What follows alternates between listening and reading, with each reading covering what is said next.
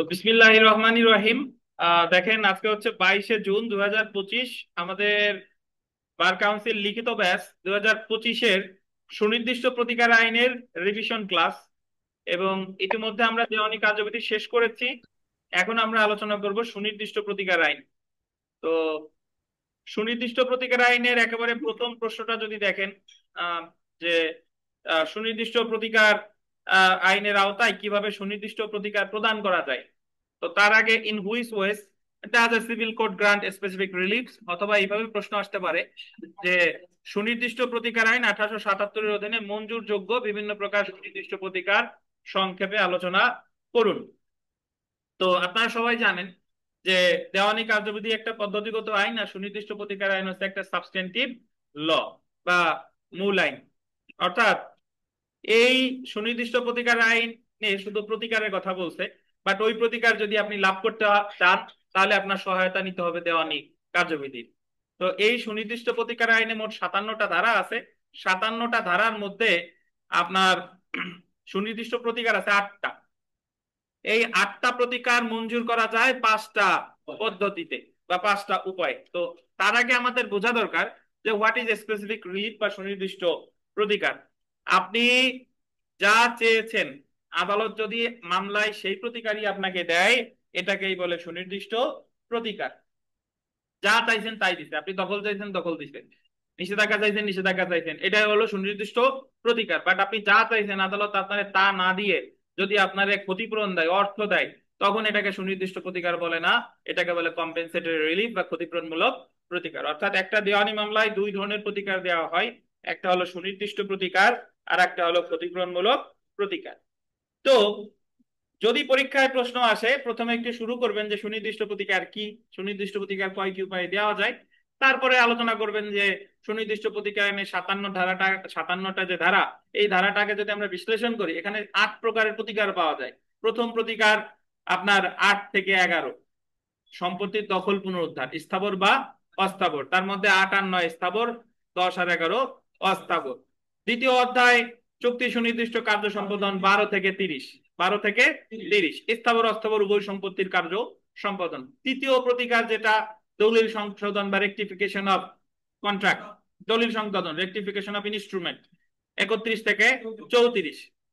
চতুর্থ যেটা, সেটা হলো চুক্তিরদ রেসিশন অফ কন্ট্রাক্ট, 35 থেকে 38 চতুর্থ। পঞ্চম যেটা, সেটা হলো ক্যান্সেলেশন অফ ইনস্ট্রুমেন্ট, 39 থেকে 41। ষষ্ঠ যেটা, সেটা হলো ডিক্লারেটরি রিলিফ বা ঘোষণামূলক প্রতিকার, 42 43। সপ্তম যেটা রিসিভার, 44। অষ্টম যেটা, সেটা হলো নিষেধাজ্ঞা, 52 থেকে 57। তো এই 8টা প্রতিকারের মধ্যে প্রথমেই বলে রাখা দরকার, 8টা প্রতিকারের মধ্যে একটা দেওয়া হচ্ছে আপনার বিবেচনামূলক, সরি, একটা দেওয়া বাধ্যতামূলক, একটা দেওয়া বাধ্যতামূলক, সেটা হলো সেকশন 8 এর 9। মানে স্থাবর সম্পত্তির দখল পুনরুদ্ধার, এটা মঞ্জুর করা আদালতের জন্য বাধ্যতামূলক যদি আপনি মামলাগুলো প্রমাণ করতে পারেন। আর বাদ বাকি যত যা আছে সবগুলো দিবে কি দিবে না, এটা হলো বিবেচনামূলক। ঠিক আছে। যদি 2 নাম্বার প্রশ্নটা এইভাবে আসে যে সুনির্দিষ্ট প্রতিকার আইনের অধীনে মঞ্জুরযোগ্য বিভিন্ন প্রকার সুনির্দিষ্ট প্রতিকার আলোচনা করুন, তাহলে আপনি আগে এইভাবে লিখবেন যে সুনির্দিষ্ট প্রতিকার আইনের 57 ধারাটাকে বিশ্লেষণ করলে আমরা মোট 8টা প্রতিকার পাই। 8টা প্রতিকার হলো কি কি, এই 8টা একটু লিখবেন সিরিয়ালি। তারপরে এই 8টা প্রতিকার দেওয়া যায় 5টা উপায়। 5টা উপায় আছে 5 ধারায়। 5 ধারায় কি আছে? 5 ধারায় বলছে যে প্রথমত যেটা, প্রথম যেটা আছে, সম্পত্তির দখল প্রদানের মাধ্যমে, দখল অর্পণের মাধ্যমে। 5-এর ক, 5-এর খতে বলছে যা করার ব্যাপারে কোনো পক্ষের বাধ্যবাধকতা রয়েছে তাকে সেই কাজ করার আদেশ প্রদানের মাধ্যমে, এটা হলো 5-এর খ। 5-এর গতে বলছে যে যা না করার ব্যাপারে বাধ্যবাধকতা রয়েছে তাকে সেই কাজ করা থেকে বিরত রাখার আদেশ প্রদানের মাধ্যমে।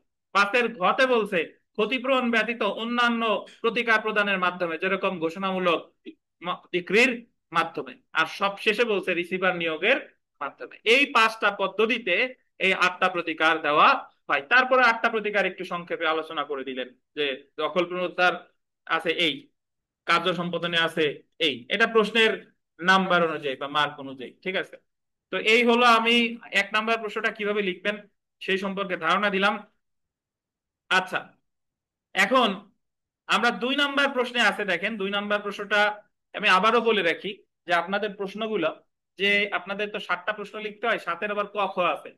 এই ক খ এর মধ্যে মিনিমাম 3 থেকে 4টা প্রশ্ন পাবেন ইংলিশ ভার্সনে। মানে এই লাইনটা দিছে ইংরেজিতে, আপনার সবই পড়া, কিন্তু ওই লাইনটা আপনার শনাক্ত করতে হবে।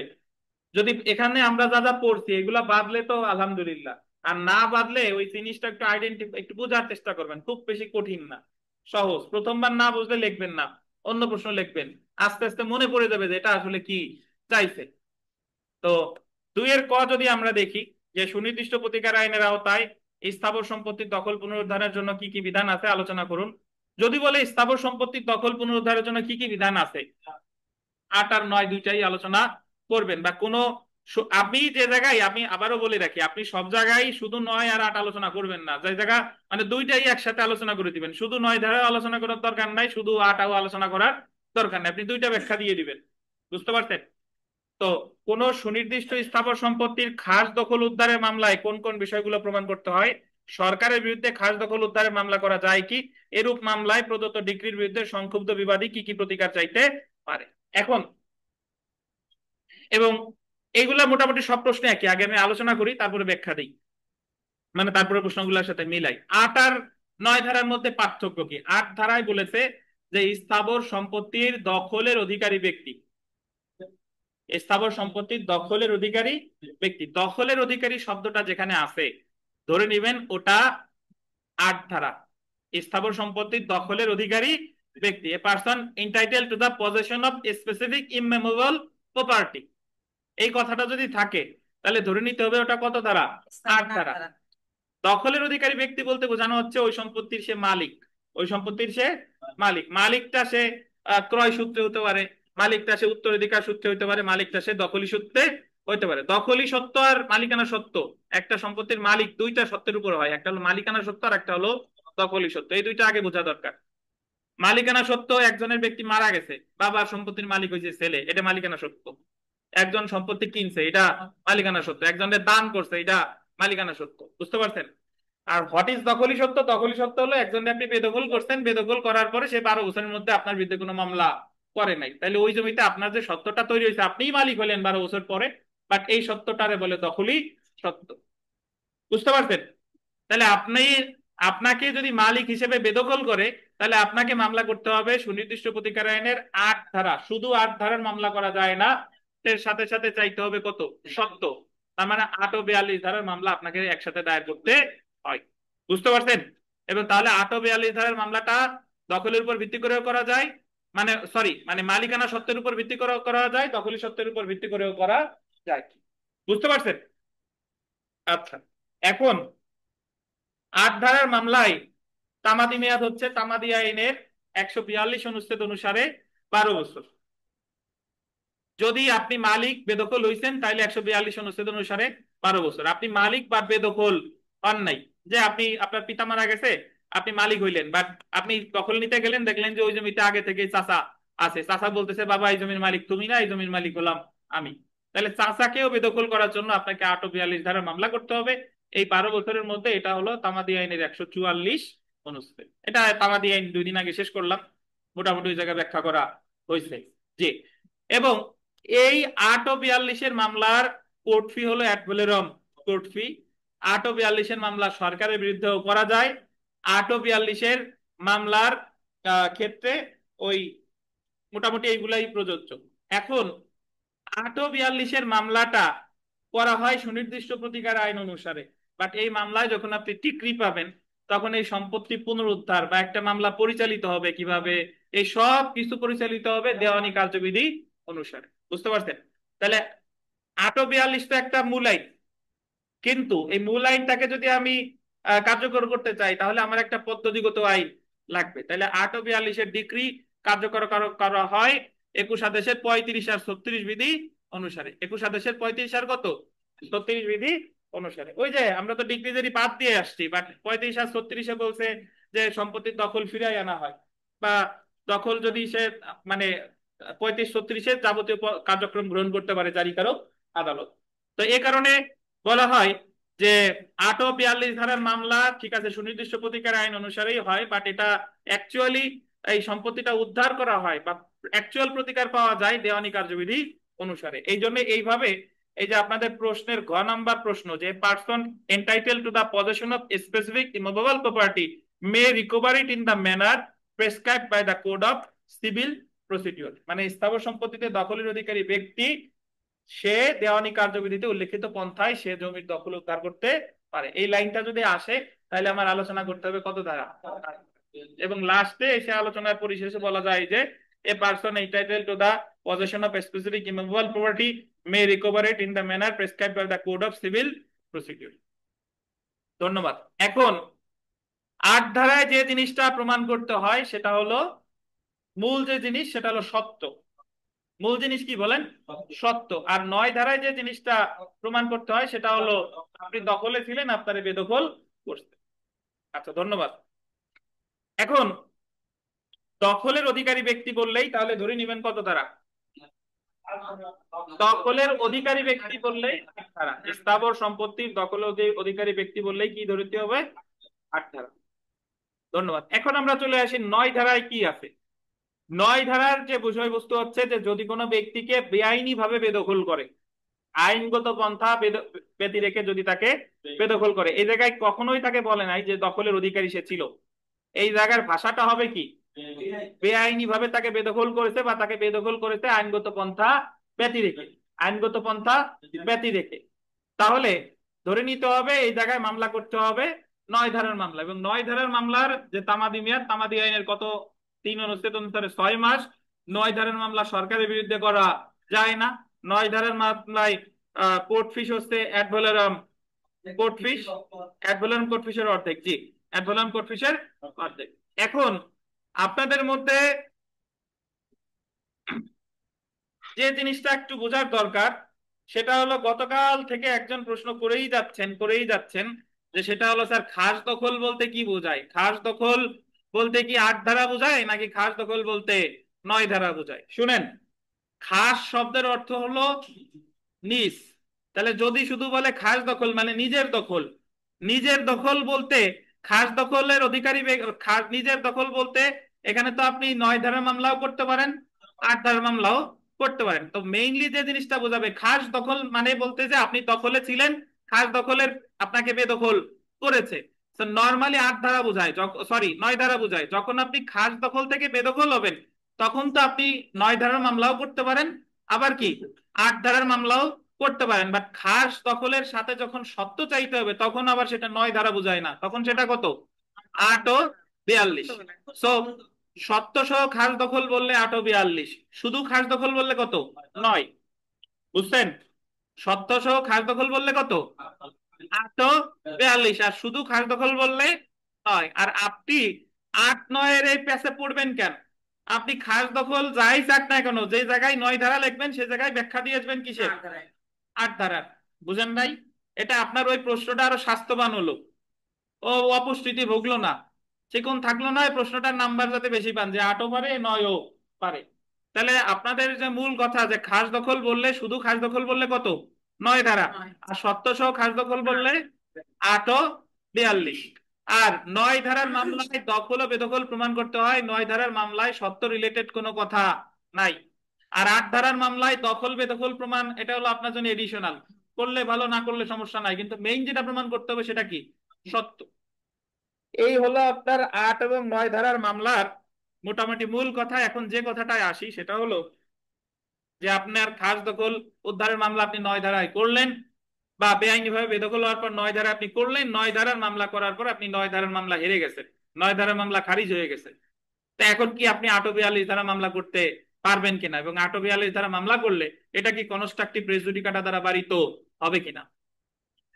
আচ্ছা, ৯ ধারার ব্যাখ্যায় বলা হয়েছে যে এই ধরনের মামলায় যদি অন্য কোনো ভাবে সত্য চাওয়ার সুযোগ থাকে তাহলে সে সত্য চাইতে পারবে। অর্থাৎ ৯ ধারার মামলা যদি কেউ হেরে যায়, পরবর্তীতে তার যদি সত্য থাকে সে ৮ ও ৪২ ধারা মামলা দায়ের করতে পারে। এই ক্ষেত্রে ৮ ও ৪২ ধারার মামলা কনস্ট্রাকটিভ প্রেস জুডিকাটা দ্বারা বারিত হবে না, কারণ এই বৈধতাটা দেওয়া হয়েছে কত ধারায়?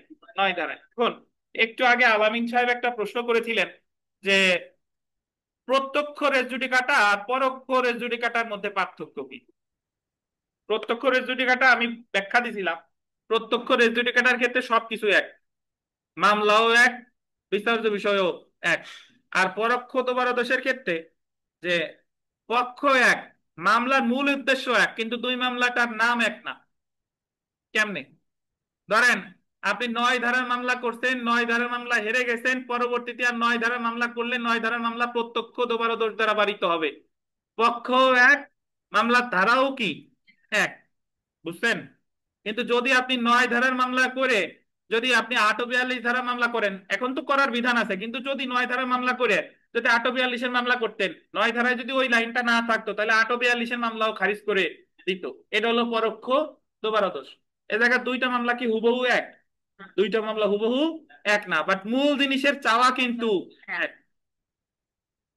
বুঝতে পারেন কিনা? তো তাহলে যে জিনিসটা আমাদের খেয়াল রাখতে হবে যে 8 ধারার মামলা খারিজ হয়ে, সরি, 9 ধারার মামলা যদি আমি হেরে যাই, আমার যদি সত্য থাকে, আমি 842 ধারা মামলা দায়ের করতে পারবো। এক্ষেত্রে পরোক্ষ দোষ দ্বারা কি হবে না? পালিত হবে না। এ হলো কথা। এবং দুইটা জিনিস বলে দিই, বাড়িওয়ালা বাসা ভাড়া দিছে, ভাড়াটিয়া যাচ্ছে না, তাহলে বাড়িওয়ালাকে মামলা করতে হবে 842-এর। 8 9 না, 842 উচ্ছেদের মামলা, suit for ejectment on the basis of title. বাড়িওয়ালা ভাড়াটিয়াকে জোরপূর্বক বেদখল করে টেনে এসে বাসা থেকে বের করে দিছে, তাহলে এই জায়গায় ভাড়াটিয়া মামলা করবে 9 ধারায়। কারণ ভাড়াটিয়া তো সত্য নাই, কিন্তু সে দখলে ছিল, তাকে বেআইনি ভাবে বেদখল করেছে, তাহলে ভাড়াটিয়া করবে কত ধারায়? 9 ধারায়। যদি বলে উচ্ছেদের মামলা, 842। যদি বলে সত্য সহ খাস দখল, 842। যদি বলে স্থাবর সম্পত্তির দখলের অধিকারী ব্যক্তি, 842। যদি বলে শুধু খাস দখল, 9। আর যদি বলে ওই যে ভাড়াটিয়া কি মামলা করবে, 9। ঠিক আছে। যদি বলে বেআইনি ভাবে বেদখল করা হয়েছে, কত? 9। বুঝছেন? আর যে জায়গা আপনি 8 ও 42 দুটের শনাক্ত করতে পারতেছেন না, তখন ওই জায়গা 8ও লিখবেন, 8 42ও লিখবেন, সাথে কত? 9ও লিখে দিবেন।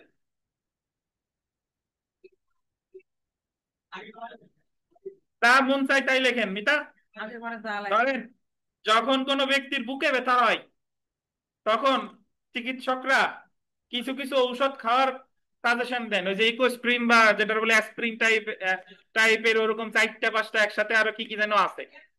তো ওই 4টা একসাথে খেয়ে দিতে বলছে, যাতে যদি হার্ট অ্যাটাক হয়, তাহলে ওই ওষুধের কারণে যাতে আপনার মানে সমস্যা না হয়, যাতে হার্ট অ্যাটাক থেকে আপনি বাঁচতে পারেন। আর যদি ওই বুকে ব্যথাটা ধরেন গ্যাসের, কিন্তু ওই ওষুধগুলো খেয়ে ফেলছেন, তবুও এর তেমন কোনো ক্ষতি হবে না।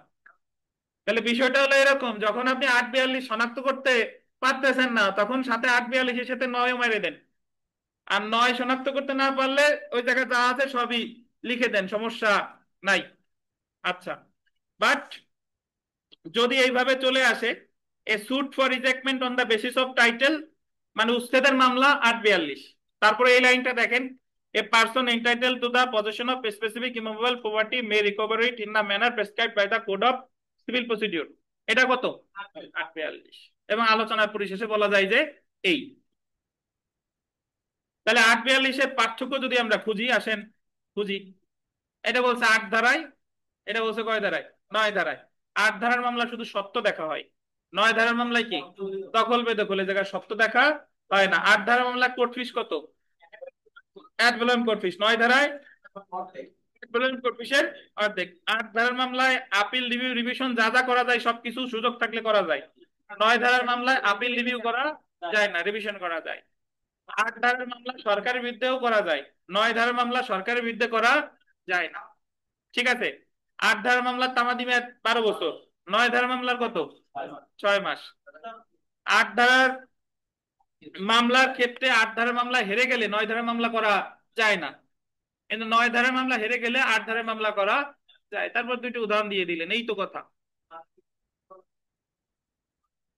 তারপরে 8 ধারা আসছে আগে, 9 ধারা আসছে পরে। 8 ধারা সরে আ দিয়ে, 9 ধারা ন দিয়ে বলে দেবে। ঠিক আছে।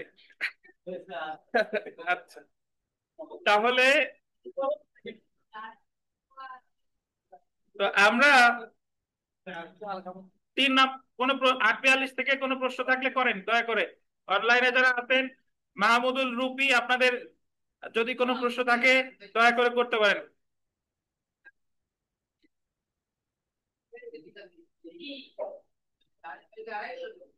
আচ্ছা, আমরা এই প্রশ্ন আছে অনলাইন, না থাকলে না বলেন। আচ্ছা ভাই, আমরা 3 নম্বরে 8 নম্বরটা ভিভিআই, এই যা বললাম 8 নম্বর ভিভিআই, 3 নম্বর ভিভিআই, 3 নম্বর যেটা আলোচনা করবো ভিভিআই। 2বার বলা যাবে না। 2 নম্বর, 2 নম্বর, 2 নম্বর,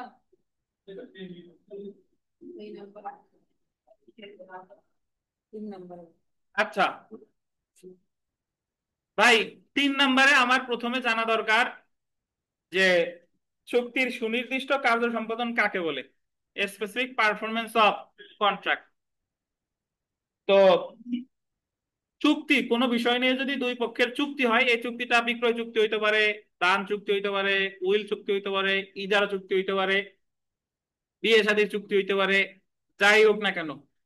তো তখন যদি কেউ চুক্তির শর্ত ভঙ্গ করে, তাহলে সংক্ষুব্ধ পক্ষ আদালতে গিয়ে মামলা করে, যে অনার আমার সাথে তার এই চুক্তিগত কথা হয়েছিল, এখন সে চুক্তির শর্ত পালন করতেছে না, তারে আপনি চুক্তিগত যে কাজ বাজ আছে এগুলো পালন করতে বাধ্য করেন। এবং আদালত সবকিছু শুনা মিলা সাক্ষ্য গ্রহণ করে, আদালত যদি মনে করে যে না আসলেই এর অপূরণীয় ক্ষতি হয়ে যাবে, তাহলে তারে ওই কাজ করতে যদি বাধ্য করে, এটাকেই বলে স্পেসিফিক পারফরমেন্স অফ কন্ট্রাক্ট বা চুক্তির সুনির্দিষ্ট কার্য সম্পাদন।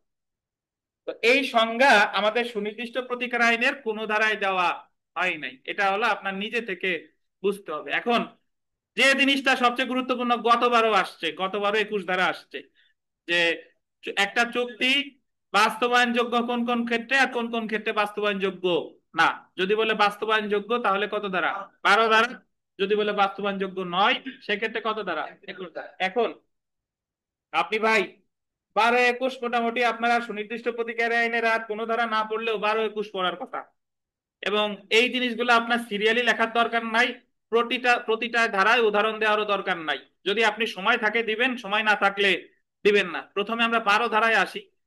চুক্তিটা যদি ওসি বা জিম্মার অন্তর্ভুক্ত হয়, ওসি বা জিম্মার অন্তর্ভুক্ত মানে হলো যে একজন ব্যক্তি বিদেশে যাওয়ার আগে তানবীরের কাছে কিছু আসবাবপত্র রেখে গেছে, তাহলে ওই জিনিসগুলো জিম্মাদার কে? তানবীর।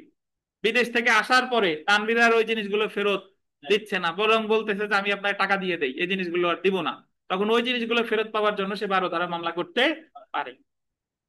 12-2-তে যেটা বলছে যে চুক্তিভুক্ত কাজ না করার জন্য যে ক্ষতি হয়েছে সেই ক্ষতি নির্ণয়ের কোনো মানদণ্ড নাই, কোনো দাঁড়িপাল্লায় মাপা যাচ্ছে না যে আমার ক্ষতি 1 কেজি হয়েছে নাকি 2 কেজি হয়েছে। বুঝতে পারছেন, এটার কোনো মানদণ্ড নাই। তাহলে সেই ক্ষেত্রেও আদালত কার্য সম্পাদনের বাস্তবায়নের নির্দেশ দিতে পারে। 3 নম্বরে বলছে যে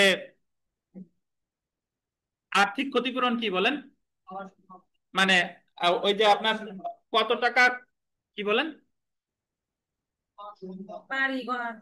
আর্থিক ক্ষতিপূরণ পাওয়ার কি নাই, পর্যাপ্ত নয়। আর্থিক ক্ষতিপূরণ কি পর্যাপ্ত নয়। 4 নম্বর হচ্ছে আর্থিক ক্ষতিপূরণ পাওয়ার সম্ভাবনা নাই।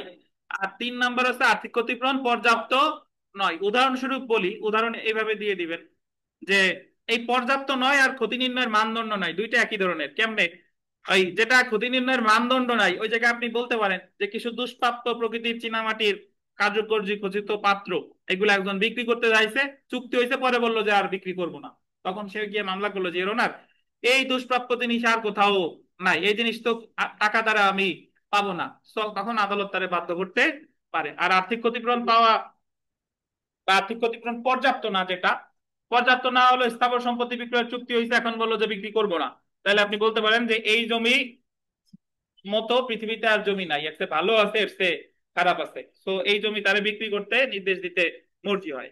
সব শেষে হলো যে ক্ষেত্রে আর্থিক ক্ষতিপূরণ পাওয়ার কোনো সম্ভাবনাই নাই, ধরেন ওই লোক দেউলিয়া হয়ে গেছে, এখন ওই চুক্তিভুক্ত ছাড়া, ওই কাজটা ছাড়া আর তার কোনো সহায় সম্পত্তি নাই, তখন বলতে পারে যে অবশ্যই তুমি এই কাজটা করবা। তো এই হলো মোটামুটি 12। আর 12-র সাথে সাথে যদি বাস্তবায়নযোগ্য নয়, এটা কত? 21। 21 তো আপনার এমনি পারা উচিত। 21 হলো যে যে ক্ষেত্রে মনে রাখবেন যে যে ক্ষেত্রে আর্থিক ক্ষতিপূরণ পর্যাপ্ত হয়। 21, 12 21 থেকে সমস্যামূলক প্রশ্ন আসতে পারে, 21টা বিশেষ করে মনে রাখেন। যে ক্ষেত্রে আর্থিক ক্ষতিপূরণ পর্যাপ্ত প্রতিকার হয়, কয়লার মুরগি কেনা বেচার চুক্তি করছেন, 100 দেওয়ার পরে বললো যে বাকি 400 দিতে পারবো না, তাহলে অপরপক্ষ মামলা করে কি বাকি 400 আনতে পারবে? পারবে না, কারণ এই ব্রয়লার মুরগি সব জায়গায় পাওয়া যায়। আদালত বলবে যে 400 দেওয়া লাগবে না, বা 400 হিসেবে 400 তুমি কি দিয়ে দাও, ক্ষতিপূরণ দিয়ে দাও।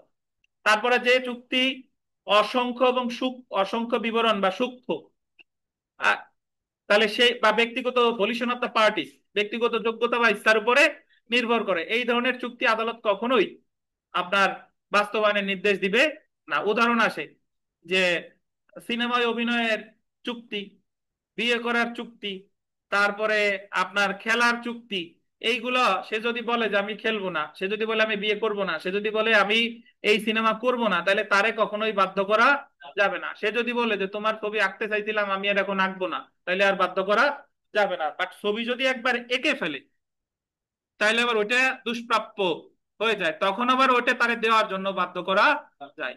তখন আবার 12-2 চলে আসে, যে ক্ষতি নির্ণয়ের কোনো মানদণ্ড নাই। বুঝছেন? তারপরে যদি বলেন যে চুক্তির শর্ত যুক্তিসঙ্গতার সাথে নির্ণয় করতে পারে না আপনি, বা যে চুক্তি তার প্রকৃতির কারণেই বাতিলযোগ্য, তো এটা বলা যায় যে প্রকৃতির কারণে বাতিলযোগ্য। একবার সমস্যামূলক প্রশ্ন আসছিল যে করিম আর কবির অংশীদারিত্বের ব্যবসা করে, এখন ব্যবসায় কতদিন ব্যবসা করবে এই তারিখ ওই জায়গা উল্লেখ নাই। বুঝছেন? কতদিন ব্যবসা করবে উল্লেখ নাই। এখন একজন যদি বলে তোর সাথে আমি আর ব্যবসা করব না, আর একজন যাই মামলা করছে যে ওর না কেন করবে না, ওরে আমার সাথে ব্যবসা করতে আদেশ দিতে মর্জি হয়, তখন আদালত দেখলো যে আদালত যদি আদেশ দেয়ও, চুক্তির প্রকৃতিই এমন যে কিছুদিন পরে তো সে বলতে পারে যে আমি আর ব্যবসা করব না, কারণ চুক্তিতে তো লেখা নাই যে কতদিন ব্যবসা করবে। তাহলে যে চুক্তি তার প্রকৃতির কারণে বাতিলযোগ্য। এরপর ট্রাস্টি কর্তৃক ক্ষমতা বহির্ভূত চুক্তি, কোম্পানি ওই যে ট্রাস্টি একটা জমি বিক্রি করতে পারতো 1 লক্ষ টাকায়, সে বিক্রি করছে 30,000 টাকায়, সে ইচ্ছা করে কম টাকায় বিক্রি করছে, এটা বলবৎযোগ্য না। তারপর পাবলিক কোম্পানির কর্মকর্তাগণ তাদের ক্ষমতা বহির্ভূত চুক্তি, কোম্পানিটা হলো রেলওয়ে রিলেটেড, বাট সে বিক্রি করছে জমি কিনছে কটন মিল, এটাও বাস্তবায়ন করা যাবে না। আর সর্বশেষ যেটা, যে তার আগে যেটা, যে চুক্তি করতে হলে 3 বছরের বেশি সময় কাজ করে যেতে হবে, এই ধরনের চুক্তিও বাস্তবায়ন করা যাবে না। আদালত ক্ষতিপূরণের নির্দেশ দিতে পারে। আর যে চুক্তির উল্লেখযোগ্য অংশ বাস্তবায়নযোগ্য ধরে নিলেও চুক্তি চুক্তি স্বাক্ষরিত হওয়ার আগেই এটা কি হয়েছে, তানভীর জাহাজ বিক্রি করবে, মাসুদ কিনবে, কিন্তু জাহাজ বিক্রি করার এনাদের স্বাক্ষর হওয়ার আগেই ওই জাহাজ তার আগের দিন আটলান্টিক সাগরে ডুবে গেছে, তাহলে এটাও বাস্তবায়নযোগ্য নয়। কারণ যে বিক্রি করবে তার কাছে যদি বলে যে ওনার জাহাজ দিতে বলেন, তো সে বলবে যে চুক্তি আমাকে স্বাক্ষরিত হওয়ার আগের দিনে তো জাহাজ ডুবে গেছে, আমি তো জানি না, আমি জানছি পরের দিন, তাহলে আমি জাহাজ কোত্থেকে দিব? আমি বড় জোর কি দিতে পারি? ক্ষতিপূরণ দিতে পারি।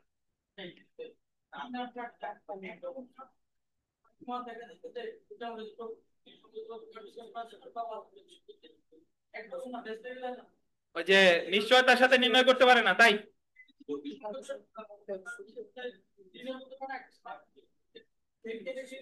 হ্যাঁ দিতে পারেন, মানে এই পার্থক্যগুলো খুব সূক্ষ্ম। তো একটা হলো যে যুক্তিসঙ্গত, যে যে যে চুক্তি আদালত যুক্তিসঙ্গত নিশ্চয়তার সাথে নির্ণয় করতে পারে না, এটার ব্যাখ্যা যদি আমি এইভাবে দেই যে আপনি জমি বিক্রি করবেন আর সুজন কিনবে। এখন আলামিন 2 মাস পরে বলল যে জমি আমি বিক্রি করব না। এখন সুজন গিয়ে মামলা করছে যে ওনার তারা জমি বিক্রি করতে বলেন। এখন আদালত চুক্তি পড়ে দেখে যে জমি কতটুকু বিক্রি করবে তা ওই জায়গায় লেখা নাই। বুঝতে পারছেন? বা দাগ নাম্বার বা এগুলা কিছুই বলে নাই, এটা এক প্রেক্ষাপট। অথবা জমি বিক্রি 5 শতাংশ জমি বিক্রি করবেন, সুজন 1 লাখ টাকা দিছে, বললো যে বাকি টাকা পরে দিব। এখন সুজন বললো যে আমি আর টাকা দিতে পারবো না, আমার জমি দিয়ে দাও। এখন আপনি কি মামলা করছেন যে আর টাকা দিবি না কেন? এখন আদালত পড়ে দেখলো যে ওই জমি কয় টাকায় বিক্রি করবে টাকার কথা ওই জায়গায় লেখা নাই। তাহলে এই মামলাটা, এটা চুক্তির যুক্তিসঙ্গত শর্ত মানে নিশ্চয়তার সাথে শর্তাবলী নির্ণয় করতে পারে না, এটা বলা যায় এই উদাহরণ। আর ঘ যেটা, যেটা প্রকৃতির কারণেই বাতিলযোগ্য, সেটা বলেন ওই যে ব্যবসা করব কতদিন, এটার কোনো মেয়াদ ওই জায়গা নাই। আচ্ছা, এছাড়া আর একটা বিষয় আপনি বলতে পারেন যে এটা সমস্যামূলক প্রশ্ন আসতে পারে, 21 ক, 21A, মানে যদি কোনো স্থাবর সম্পত্তির বিক্রয় চুক্তি অবশ্যই কন্ট্রাক্ট ফর সেল বলে। বায়না চুক্তি বা বিক্রয় চুক্তি অবশ্যই নিবন্ধিত হইতে হবে, লিখিত হইতে হবে, এবং যখন আপনি মামলা করছেন ওই মুহূর্তে চুক্তি মূল্যের অবশিষ্ট জমা দিতে হবে, না হলে আপনি কোনো প্রতিকার পাবেন না। কি কি হইতে হবে? লিখিত হইতে হবে, নিবন্ধিত হইতে হবে এবং চুক্তি মূল্যের অবশিষ্ট জমা দিতে হবে। বিধানটা করা হয় 2004 সালে, কার্যকর হয় 1/7/2005। বুঝছেন? এই জায়গায় সে ওই সম্পত্তির দখল নিছে কি নেয় নাই এটা কিন্তু বিবেচ্য বিষয় না, দখল নিতেও পারে, নাও নিতে পারে। তো এই বেসিক জিনিসগুলো 12 আর 21 আবারও ভালোভাবে পড়েন, 12, 21, 21 ক। এখন যে প্রশ্নটা আমরা দেখব এটা খুবই গুরুত্বপূর্ণ প্রশ্ন, এবং আমি যখন সুনির্দিষ্ট প্রতিকার আইনে পরীক্ষা নিয়েছিলাম অধিকাংশই আপনারা এই প্রশ্নটার উত্তর ঠিকঠাক ভাবে দিতে পারেন নাই। যে প্রশ্নটা হলো যে কার্য সম্পাদনের ডিক্রি দেওয়া আদালতের বিবেচনামূলক ক্ষমতা, বা এইভাবে আসতে পারে যে যে সকল 6 নম্বর পেজে, 6 নম্বর পেজে লেখা আছে যে যে সকল কারণে চুক্তি আইনসঙ্গত বলবৎযোগ্য হওয়া সত্ত্বেও আদালত ডিক্রি প্রদানে অস্বীকার করতে পারে। মানে একটা চুক্তি আইনসঙ্গত বা বলবৎযোগ্য হওয়া সত্ত্বেও সবকিছু বাড়ি প্রমাণ করছে, বাট তারপরেও আদালত ডিক্রি দিবে না, বা সুনির্দিষ্ট কার্য সম্পাদন ডিক্রি প্রদান প্রসঙ্গে বিবেচনামূলক ক্ষমতা, বা ইংলিশ ভার্সন আসতে পারে jurisdiction of a court to pass a decree for a specific performance of a contract is discretionary, BBI. উত্তর কত ধারা? 22 ধারা। 12, 21 লেখেন না লেখেন যায় আসে না, কিন্তু লিখতে হবে কত ধারা? 22 ধারা। আপনি বলবেন যে কার্য সম্পাদনের ডিক্রি দিবে কি দিবে না এটা আদালতের বিবেচনামূলক ক্ষমতা। দুইটা ক্ষেত্রে দিবে না, দুইটা ক্ষেত্রে বাদী তার মামলা যথাযথভাবে প্রমাণ করা সত্ত্বেও দুইটা ক্ষেত্রে ডিক্রি দিবে না। একটা হলো আনফেয়ার অ্যাডভান্টেজ, অন্যায় সুবিধা, আর একটা হলো কি হার্ডশিপ। আর এই দুইটা ক্ষেত্রে যেখানে থাকবে না সেই ক্ষেত্রে একটা ক্ষেত্রে দিবে। তো প্রথমে আমরা চলে আসি, এটা খুব সোজা, আপনারা তো এইভাবে লিখতে পারেন। আনফেয়ার অ্যাডভান্টেজ এটা আসলে কি? আনফেয়ার অ্যাডভান্টেজ মানে হলো যে মামলা করছে কে? বাদী। বাদী একটা অন্যায় সুবিধা আছে কার উপরে? বিবাদীর উপরে। বাট যদিও বাদী এই জায়গা কোনো প্রতারণা করে নাই, বুঝছেন? যে ক্ষেত্রে বাদীর সুবিধা আছে কার উপরে? বিবাদীর উপরে, যদিও বাদী এই জায়গা কোনো বিবাদীর সাথে কোনো প্রতারণা করে নাই, কিন্তু ওই চুক্তি দেখে মনে হচ্ছে যে এই জায়গায় বাদীর একটা অন্যায় সুবিধা আছে। কেমনে? তানভীর জমি বিক্রি করতে চাইছে, জমি প্রতি বছর বন্যার পানিতে তলায় যায়, তানভীর বিক্রি করতে এসেছে বিথিকার কাছে। তানভীর বিক্রি করার সময় বলে নাই যে প্রতি বছর বন্যার পানিতে তলিয়ে যায়, আবার এটাও বলে নাই যে কোনোদিনও তলায় না। মানে সে সত্যও বলে নাই, মিথ্যাও বলে নাই। বিথিকা কিনতে চাইছে, কেনার পরে বিথিকা যখন খোঁজ খবর নিয়ে জানলো, আরই পুস্কাই দিছে যে তুমি ওই জমি কিনছো, আমার কাছে বলো নাই, আমি তোমার দাদা, ওই জমি তো প্রতি বছর বন্যার পানিতে তলায় যায়। তখন বিথিকা তানভীর এসে বললো যে তানভীর তুমি এই কাজ করছো, তোমার জমি আমি কিনবো না। তখন তানভীর গিয়ে আদালতে গিয়ে মামলা করে দিছে যে ওরানার, যে এই যে দেখেন আমাদের মধ্যে একটা বৈধ চুক্তি ছিল, এটা নিবন্ধিত, এটা লিখিত, স্থাবর সম্পত্তির বায়না চুক্তি। এই চুক্তি যদি বিথিকা না সম্পাদন করে তাহলে আমার অপূরণীয় ক্ষতি হয়ে যাবে, আমার ক্ষতি নির্ণয়ের কোনো মানদণ্ড নাই, তাহলে বিথিকার এই জমি কিনতে বাধ্য করেন। আদালত দেখলো যে তানভীর তোমার কথা সবই ঠিক আছে, বাট তুমি যদিও প্রতারণা করো নাই, কিন্তু এই জমি যে প্রতি বছর বন্যার পানিতে তলায় যায় এ কথাও তো তুমি বিথিকারে বলো নাই। তো যদিও তোমার প্রতারণা নাই, বাট তুমি একটা অন্যায় সুবিধা লাভ করতেছো কার উপরে? বিথিকার উপরে। তাই সব কিছু তোমার সব কারণ থাকা সত্ত্বেও তোমার ডিগ্রি দেওয়া যাচ্ছে না। বিথিকারে বললো যে বিথিকা তাহলে তানভীরের ডিগ্রি দেওয়া যাচ্ছে না, বাট তানভীরের তো একটা বৈধ চুক্তি ছিল, তো তানভীরে আপনি একটা ক্ষতিপূরণ দিয়ে দেন। এই ক্ষতিপূরণটারে বলা হচ্ছে সোলাটিয়াম বা সান্ত্বনাপ্রদ ক্ষতিপূরণ। বুঝছেন? তাহলে আপনি অন্যায় সুবিধা লিখবেন, উদাহরণ দিবেন। এরপরে চলে আসি,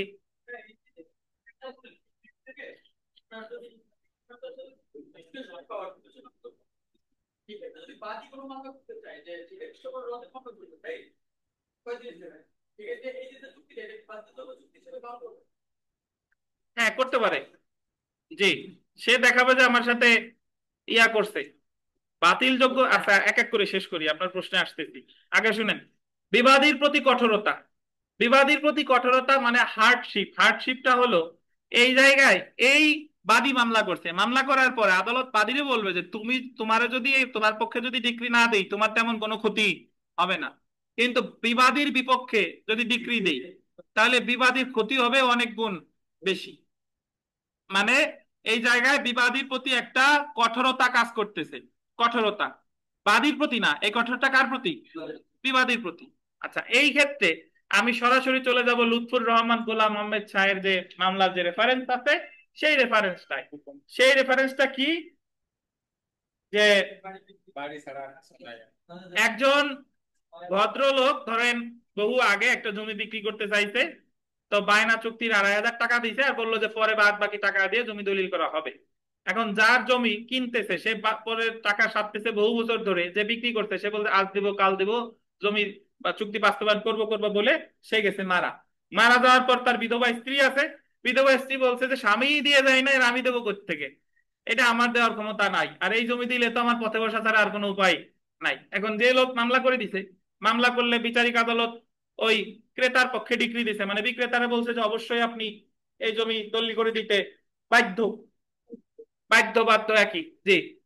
আপিল করছে গিয়ে, ধরেন ওই বিধবা মহিলা গিয়ে আপিল করছে হাইকোর্টে, আপিল আদালতেও হাসছে। আপিল আদালত বলছে যে আপনি বিধবা হন যা যা হন, আইনে যা আছে আপনার জমি অবশ্যই বিক্রি করতে হবে। উনি নাসর বান্দা, উনি হাল ছাড়ে নাই, উনি চলে গেছে লিভ টু আপিলে, আপিল বিভাগে।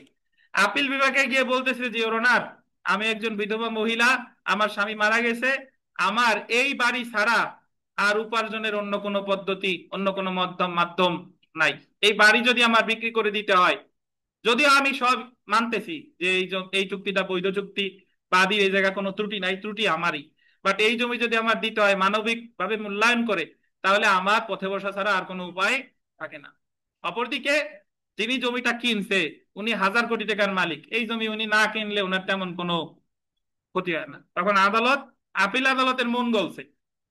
আপিল আদালত বলল যে ঠিক আছে বাদী, তুমি তো ডিগ্রি পাওয়ার হকদার, সবকিছু তোমার পক্ষে আসে, তথাপি এটা একটা কঠোরতা হয়ে যাচ্ছে কার জন্য? বিবাদীর জন্য। সো তুমি, তোমার পক্ষে দিলাম না, বাট বিবাদীরে বলে দিছে যে তুমি ওই আগে যে টাকা নিছো সেই টাকা দিবা, আর এত টাকা দিবা সান্ত্বনাপ্রদ ক্ষতিপূরণ হিসেবে, যেটাকে বলে হচ্ছে কি সোলাটিয়া। তো এই লুৎফুর রহমান এবং গোলাম আহমেদ শাহ এই দুইটা, মানে এই মামলার রেফারেন্স দিবেন কঠোরতার ক্ষেত্রে, আর আনফেয়ার অ্যাডভান্টেজের ক্ষেত্রে দিবেন ওই যে বন্যার পানিতে জমি তলিয়ে যায় এটা দিবেন। বুঝছেন? দেওয়ার পরে এরপরে দিবেন যে যে ক্ষেত্রে ডিক্রি দিতে বিবেচনামূলক ক্ষমতা প্রয়োগ করতে পারে।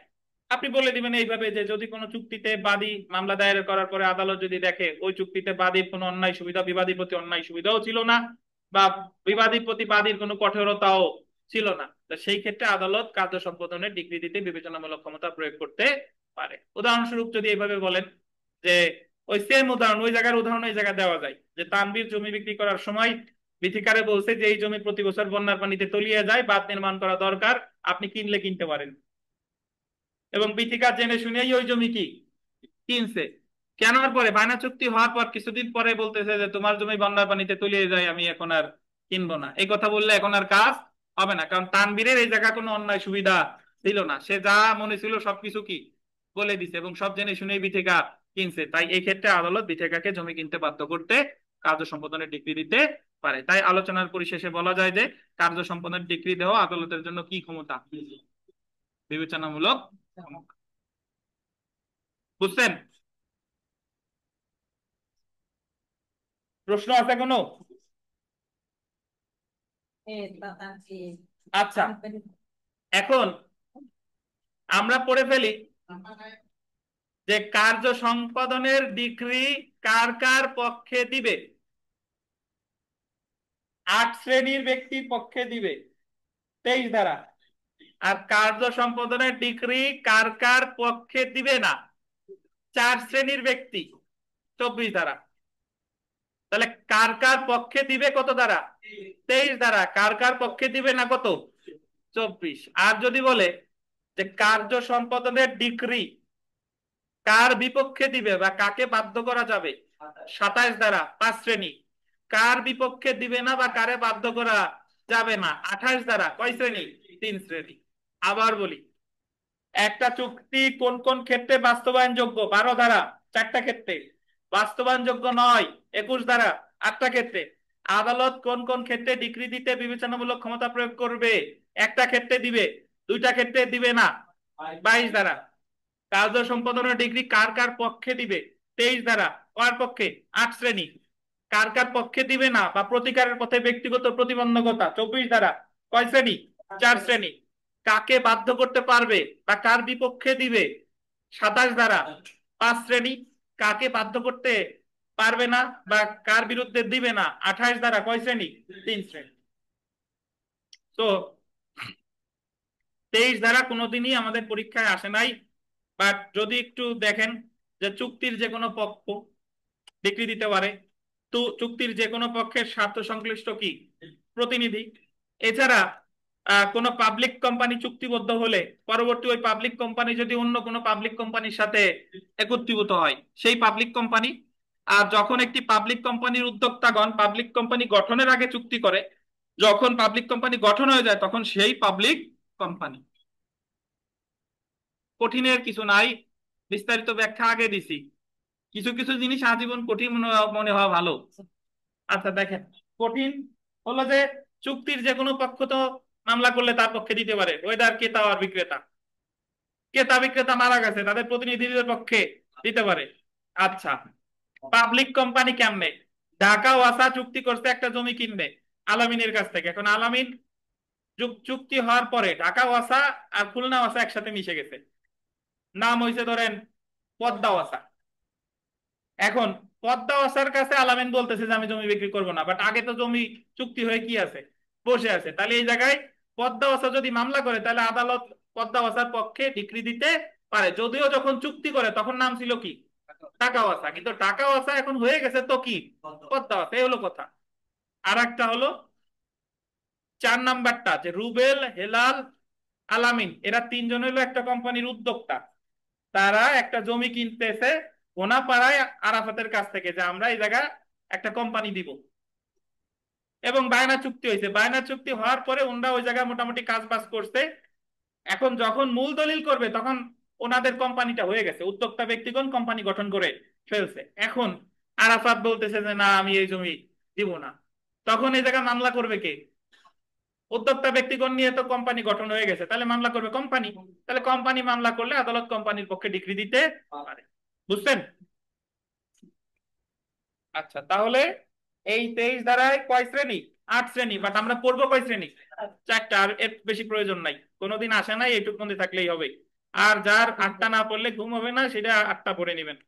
আচ্ছা, আমি জাস্ট বলতেছি যে মোটামুটি আপনাদের যারা কম পড়েছেন তাদের কথা বলে, প্রতিকারের পথে ব্যক্তিগত প্রতিবন্ধকতা। শুনেন, মানে কোন কোন ক্ষেত্রে আদালত কার কার পক্ষে ও যদি মামলা করে ওরে ডিক্রি দিবে না। এই যে প্রথম যদি আমরা দেখি, যে ক্ষতিপূরণ আদায় করতে পারে না, যার ক্ষতিপূরণ আদায় করার ক্ষমতা নাই। আমি উদাহরণ দিছিলাম এইভাবে, যে একটা কোম্পানির পক্ষে আমানুর জমি কিনতে আসছে, চুক্তি চুক্তি হয়েছে, এখন দলিল করার সময় কোম্পানির নাম নাই, আমানুর নিজের নামে লিখতেছে। তখন ওই লোক বললো যে আপনার কাছে তো আমি জমি বিক্রি করব না, আমি তো জমি বিক্রি করতে চাইছিলাম কার কাছে? কোম্পানির কাছে। এখন আমানুর যদি ওই লোকের বিরুদ্ধে ক্ষতিপূরণের মামলা করে যে কেন বিক্রি করবে না, ক্ষতিপূরণ দাও, এই জায়গায় আমানুর ক্ষতিপূরণ আদায় করতে পারবে না। তো যে ক্ষতিপূরণ আদায় করতে পারবে না তার পক্ষে 12 ধারার ডিক্রি দিবে না।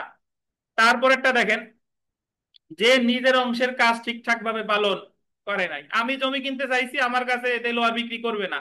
এখন আমি মামলা করে দিছি যে রনার দেলোয়ারের জমি বিক্রি করতে বলে, কিন্তু অলরেডি আমি যে টাকা দেওয়ার কথা সেই টাকা আমি ঠিকঠাক মতোই দেই নাই। তার মানে আমার অংশের কাজ কি আছে? বাদ আছে। মানে নিজের দোষ ত্রুটি রেখে আর একজনের দোষ ত্রুটি ধরা যাবে না। যে কাজটা আমরা ব্যক্তিগত জীবনে, সামাজিক জীবনে, রাজনৈতিক জীবনে সবসময় বেশি করি। আচ্ছা, তারপরে দেখেন যে যে ইতিমধ্যে তার প্রতিকার বেছে নিয়েছে, এটার অর্থ হলো, আমি একটু এইভাবে চিন্তা করি, যে 12 ধারার মামলা করলে 12 ধারার সাথে সাথে আপনি 19 ধারায় ক্ষতিপূরণ চাইতে পারেন। তবে 12 ধারার মামলা করলে 12 ধারার মামলা যদি খারিজ হয়ে যায় তাহলে আপনি 19 ধারা মামলা করা যাবে না, বলছে 29 ধারায়। 29 ধারায় আমাদের সুনির্দিষ্ট প্রতিকার আইনের রেস জুডিকাটার মতো বিধান। বাট আপনি 12 ধারার মামলা প্রথমে করেন নাই, আপনি প্রথমেই ক্ষতিপূরণ চাইছিলেন, ক্ষতিপূরণ বেঁচেও নিছেন, তাইলে আর 12 ধারার মামলা করা যাবে না। বা 12 ধারার মামলা করবেন বাট আপনার কোনো প্রতিকার পাবেন না, এটাই বলছে 24-এর গ। 24-এর গ। তাহলে 12 ধারার মামলা করলে 19 ধারার মামলা করতে পারবেন না, এটা বলছে 29 ধারা। আর আগে 19 ধারার মামলায় ক্ষতিপূরণ চাইলে পরে 12 ধারার মামলা করে প্রতিকার পাবেন না, এটা বলছে 24-এর গ। আচ্ছা, 24-এর ঘ ভিভিআই এবং 24-এর ঘ আর 25 দ্বারা হুবহু এক। যে চুক্তির আগেই অবগত ছিল যে উহার বিষয়বস্তু যদিও তা কোনো মূল্যবান প্রতিদান ভিত্তিক নহে বিলি বন্দোবস্ত করা হয়েছিল এবং তখন তা কার্যকরী ছিল। মানে আপনি এক জমি আগে একজনের দান করছেন, সেম জমি কয়দিন পরে মন ঘুরে গেছে, ওই জমি একজনকে কি করছেন, বিক্রি করছেন। যার কাছে বিক্রি করছেন সে যখন জানতে পারলো যে আগে এই জমি একজনকে দান করা হয়েছে, তখন সে বললো যে ভাই আপনার জমি আমি কিনবো না, যদিও বায়না চুক্তি হয়েছে আমি কিনবো না। এখন আপনি তার বিরুদ্ধে মামলা করছেন যে কেন কিনবি না, এই স্থাবর সম্পত্তি আমার ক্ষতি নির্ণয়ের কোনো দণ্ড খুঁজে পাচ্ছি না, মানদণ্ড নাই, তোর কিনতে হবে। এখন সে বলতেছে জিওর অনার, এই জায়গা 24-এর ঘ দেখতে মর্জি হয়, এই সেম জিনিস আগে একবার সে বিলি বন্দোবস্ত করছে, মানে দান করছে, আবার আমার কাছে এটা কি করছে, বিক্রি করছে। তাহলে এই জায়গায় আপনি আমার বাধ্য করতে পারবেন না, বা ওর পক্ষে ডিক্রি দেওয়া যাবে না। এটাই হলো 24-এর ঘ, এবং সেই সাথে সাথে কত দ্বারা, 25 দ্বারা। তো আপনাদের পরীক্ষায় যে প্রশ্ন আসতে পারে এইভাবে, যে একবার দিছে পত্তন, পত্তন দেওয়ার পরে আরেকজনের কাছে বিক্রি করছে, এই জায়গা পত্তন বলতে ধরেন সাময়িক ভাবে হস্তান্তর করা বা লিজ দেওয়া, এই টাইপের একটা কিছু, বা দান করা ধরে নিয়েন। তাহলে 23-24 বুঝছেন?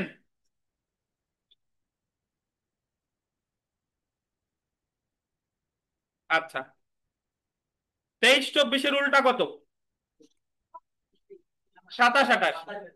তাহলে 23-এ বলছিল কার কার পক্ষে ডিক্রি দিতে পারে, আর 23-এর হুবহু ওই চারটা লিখে দিবেন 27-এ, কার কার পক্ষে ডিক্রি দিতে পারে, মানে তো কারে কারে বাধ্য করতে পারে। আমার পক্ষে যদি, বাদীর পক্ষে যদি ডিক্রি দেয়, তাহলে ওই কাজটা করবে কে, বিবাদী। তাহলে 23-এ যার যার পক্ষে দিতে পারে, আর কার কার পক্ষে, মানে কারে বাধ্য করতে পারে, এটা বলছে কততে, 27।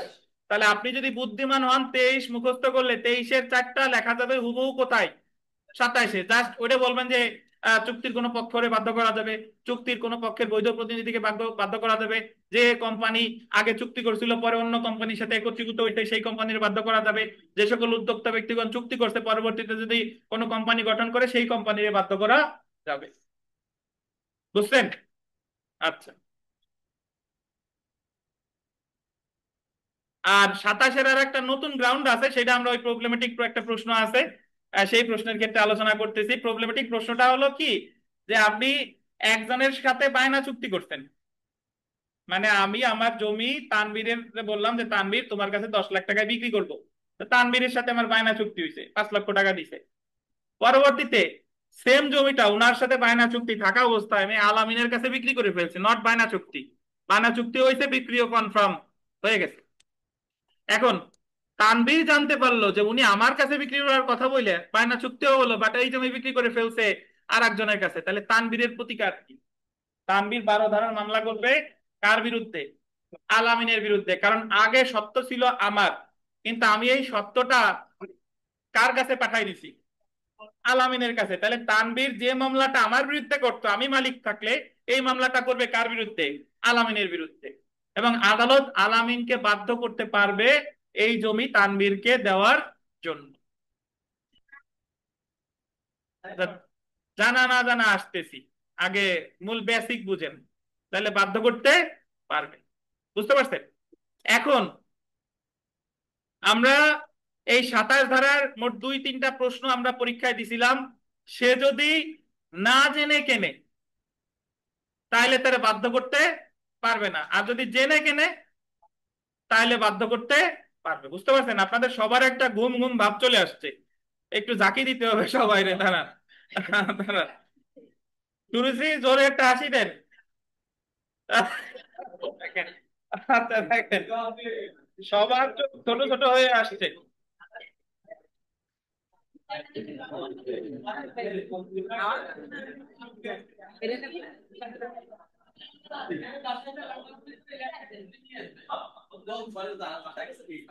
না বাসাতে রান্না করে আনছে।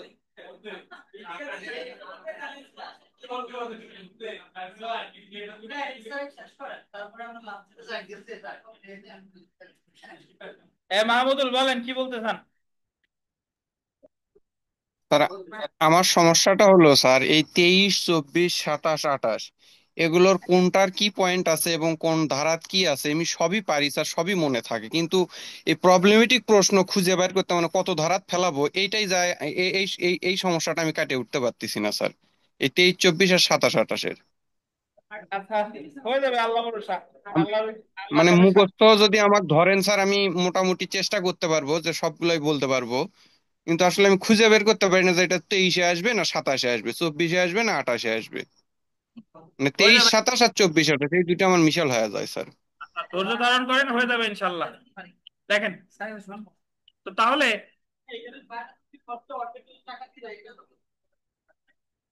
আচ্ছা, এখন তাহলে আচ্ছা, একটা জিনিস আমি ক্লিয়ার করি, যারা 23, 24, 27, 28 আগে পড়েন নাই, তাকে এই জিনিস ধরার দরকার নাই, তাহলে আসল জিনিস হারাই যাবে না। দেখেন, আচ্ছা, আমরা, তবে আপনি বলতে পারেন না যে সুনির্দিষ্ট প্রতিকার আইনে আমরা যা পড়ছি এত পড়া কেউ পড়ে না, যে পক্ষগণকে কার্য সম্পাদনে বাধ্য করা যায় না 28 দ্বারাই তিনটা ক্ষেত্রে, যদি প্রতিদান মারাত্মকভাবে অপর্যাপ্ত হয়। ওই বিধবা মহিলা বলতে পারতো ওই মামলায় যে ওনার টাকার বৈধ চুক্তি হয়েছিল কিন্তু টাকা মাত্র 2,500 দিছে। 65 সালের 2,500 এর সাথে বর্তমান যদি আমি ওই 2,500 নিয়েই আমার জমি দিয়ে দিতে হয়, তাহলে তো আসলে আমার কিছু থাকে না, তো আমার জন্য প্রতিদান মারাত্মক ভাবে কি অপর্যাপ্ত।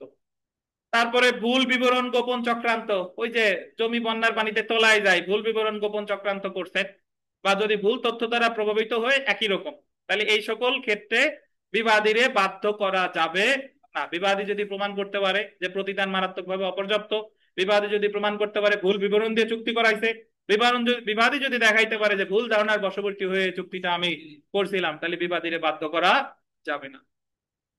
ভাই, দিন শেষে একটা কথা হলো কি, যে আপনি যাই প্রমাণ করেন না কেন, দিন শেষে সিদ্ধান্ত দেওয়ার মালিক কে জানেন? আদালত। এবং সব শেষে যে সিদ্ধান্তটা দিবে সেটাই হচ্ছে আপনার বিচারিক নজির হইয়া থাকবে। কেন আমি ওই যে ওই বিধবা মহিলা কি বিচারিক আদালতে বলে নাই যে আমার আর কোনো সহায় সম্বল নাই? সে ও কি আপিল আদালতে বলে নাই যে আমার কোনো সহায় সম্বল নাই? তাহলে সেম কথা তো তিন জায়গায় বলছে, বাট মন বলছে কার? এবং বড় জনের মন বললেই কাজ হবে। বুঝতে পারছেন? যাই হোক, তো এই জায়গায় বেশ কতগুলো সমস্যামূলক প্রশ্ন আছে, দেখে নিবেন। আমরা ওই 8 ধারার মামলার মুসাবিদা, 9 ধারা, এই যে 12, 13 সব একই। সরি সরি, 12 ধারা। এই শুনেন, তাহলে 12 ধারার মামলা, মূল মামলার মুসাবিদা কেমনে লিখবেন? বিজ্ঞ সহকারী জজ আদালত, দেওয়ানি মামলা নং এত, বাদী বনাম বিবাদী, বিষয় লিখবেন, বিষয় এই পর্যন্ত সব একই। আর এই জায়গায় দেওয়ানি মামলা নংটা দিবেন না, মূল মামলায় নাম্বার দেওয়া যাবে না, মূল মামলায় নাম্বার দিবেন না। জি, বিষয় সুনির্দিষ্ট প্রতিকার আইনের 12 ধারা মতে চুক্তি প্রবলের মকদ্দমা, মকদ্দমার তায়েদাত, তায়েদাত মানে হলো মকদ্দমার মূল্যমান, মকদ্দমার মূল্যমান কত টাকা? এত টাকা। তো এরপরে যা যা হয়েছে কাহিনী বলে দিবেন, লাস্টে সত্যপাঠ দিয়ে দিবেন। বুঝছেন?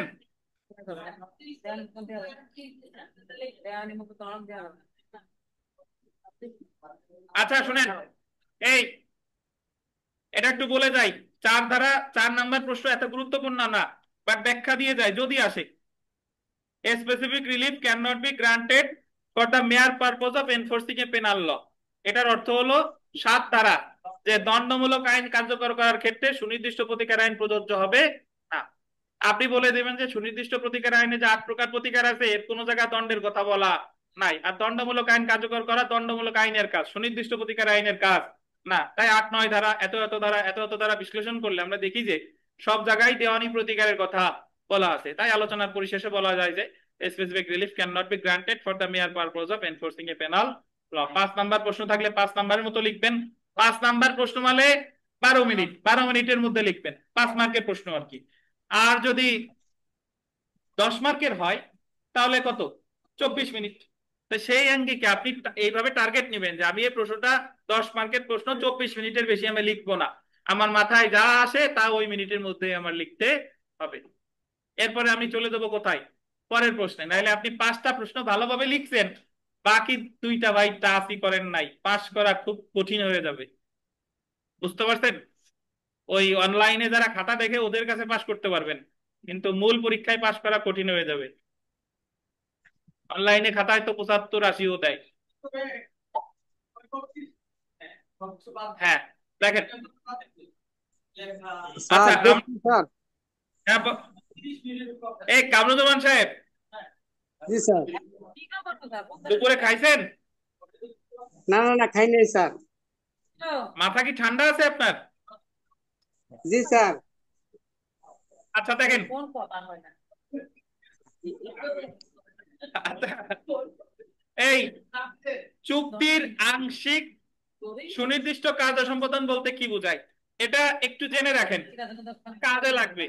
সেটা হলো যে চুক্তিতে যে কথা ছিল আদালত হুবহু সেই কাজ করার মানে নির্দেশ আপনারে দেয় নাই, কিন্তু যতটুকু পারা যায় ততটুকু নির্দেশ যদি দেয় এটাকে বলে চুক্তির আংশিক কার্য সম্পাদন। তো চুক্তির আংশিক কার্য সম্পাদন কিছু কিছু ধারা আছে, একটু মনে রাখতে হবে। 14, 15, 16, 17। 14তে বলছে যে যদি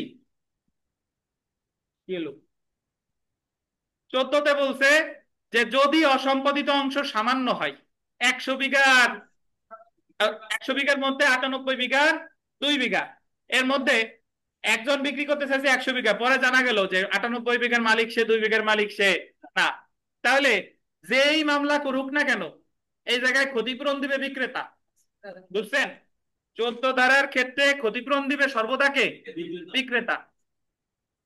যদি বিক্রেতা বিক্রি করতে চায় যে আমি 2 বিঘার আমি ক্ষতিপূরণ দিয়ে দিচ্ছি, তাহলে বিক্রেতা দিবে।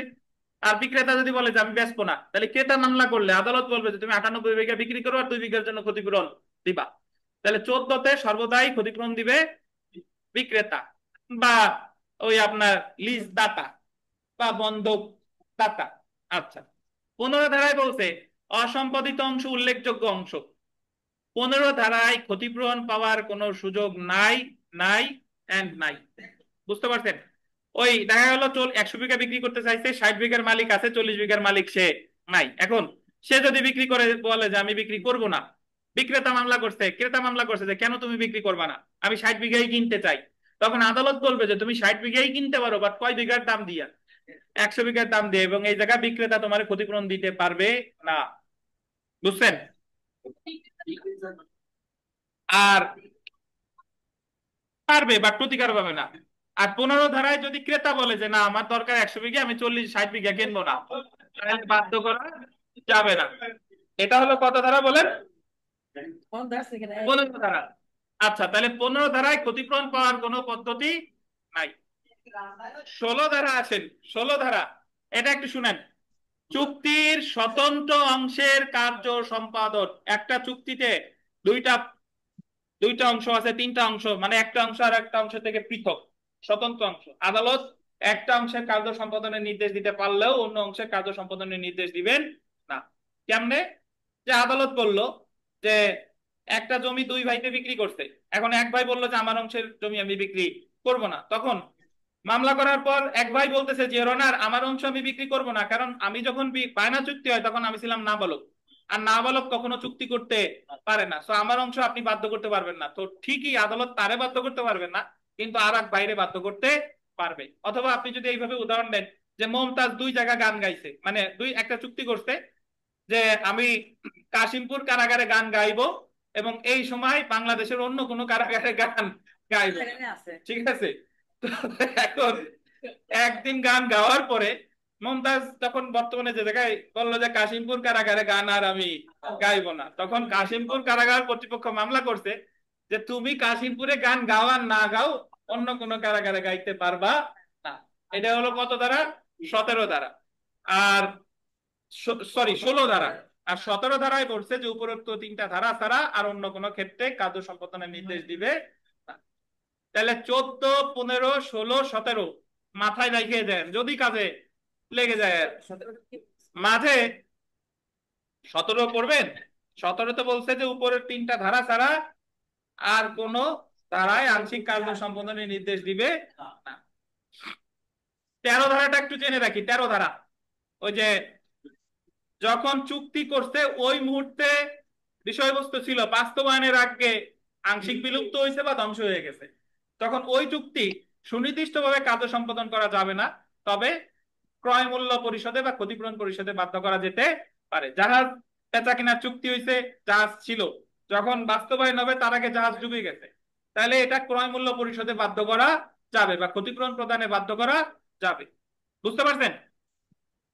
আচ্ছা, এরপরে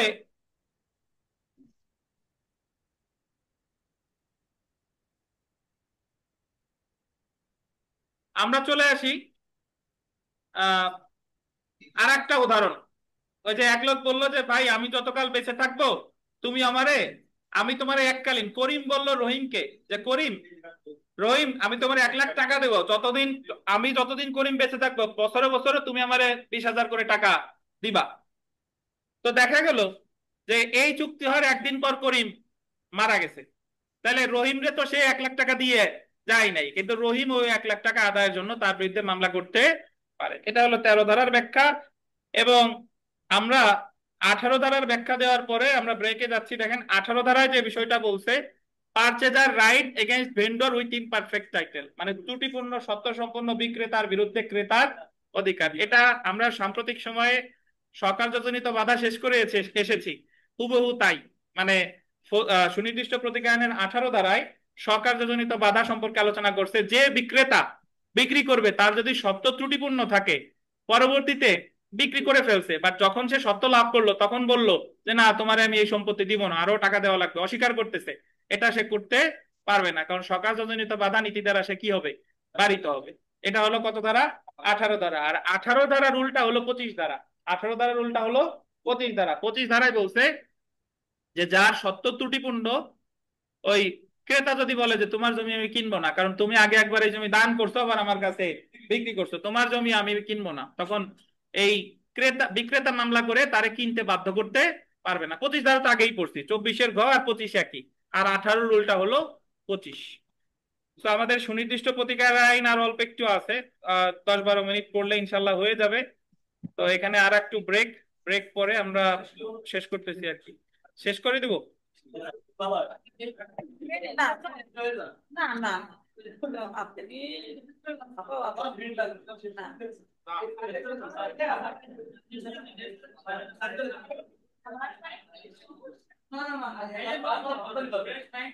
স্যার খেয়ে নি, পেটে না থাকলে মাথায় বেড়ে স্যার। ধন্যবাদ। দেখেন আমরা 5 নম্বর প্রশ্নে চলে আসি। চুক্তি রদ কে করতে পারে? চুক্তি রদ আদালত কর্তৃক সাব্যস্ত হতে পারে। কখন আদালত কর্তৃক চুক্তি রদ করা যায় আর কি? তো সাধারণত কোনো পরীক্ষাতেই এখন পর্যন্ত তেমন ভাবে চুক্তি রদ থেকে কোনো প্রশ্ন আসে নাই। তো চুক্তি রদ আপনাদের জন্য লেস ইম্পর্টেন্ট, বাট একটু জেনে যাই। সাধারণত বাতিল বা বাতিলযোগ্য চুক্তির ক্ষেত্রে আদালত চুক্তি রদের আদেশ দিতে পারে।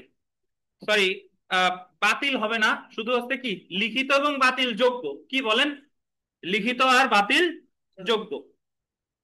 তো সাধারণত যখন কোনো চুক্তিটা বাতিল যোগ্য হয়, বাতিল যোগ্য কিভাবে বোঝা যায়? বাতিল যোগ্য বোঝা যায় হলো এইভাবে, যে আমরা যখন চুক্তি আইন, আপনারা এলএলবি তে পড়েছেন, চুক্তি আইনে বলছে যে একটা চুক্তি করার ক্ষেত্রে কিছু কিছু উপাদান থাকা লাগে। এই উপাদানগুলো যদি না থাকে তাহলে সেটা হচ্ছে আপনার, মানে উপাদানগুলো যদি না থাকে, যদি অন্য কোনো উপাদান থাকে, এটা হলো বাতিলযোগ্য চুক্তি। কিভাবে?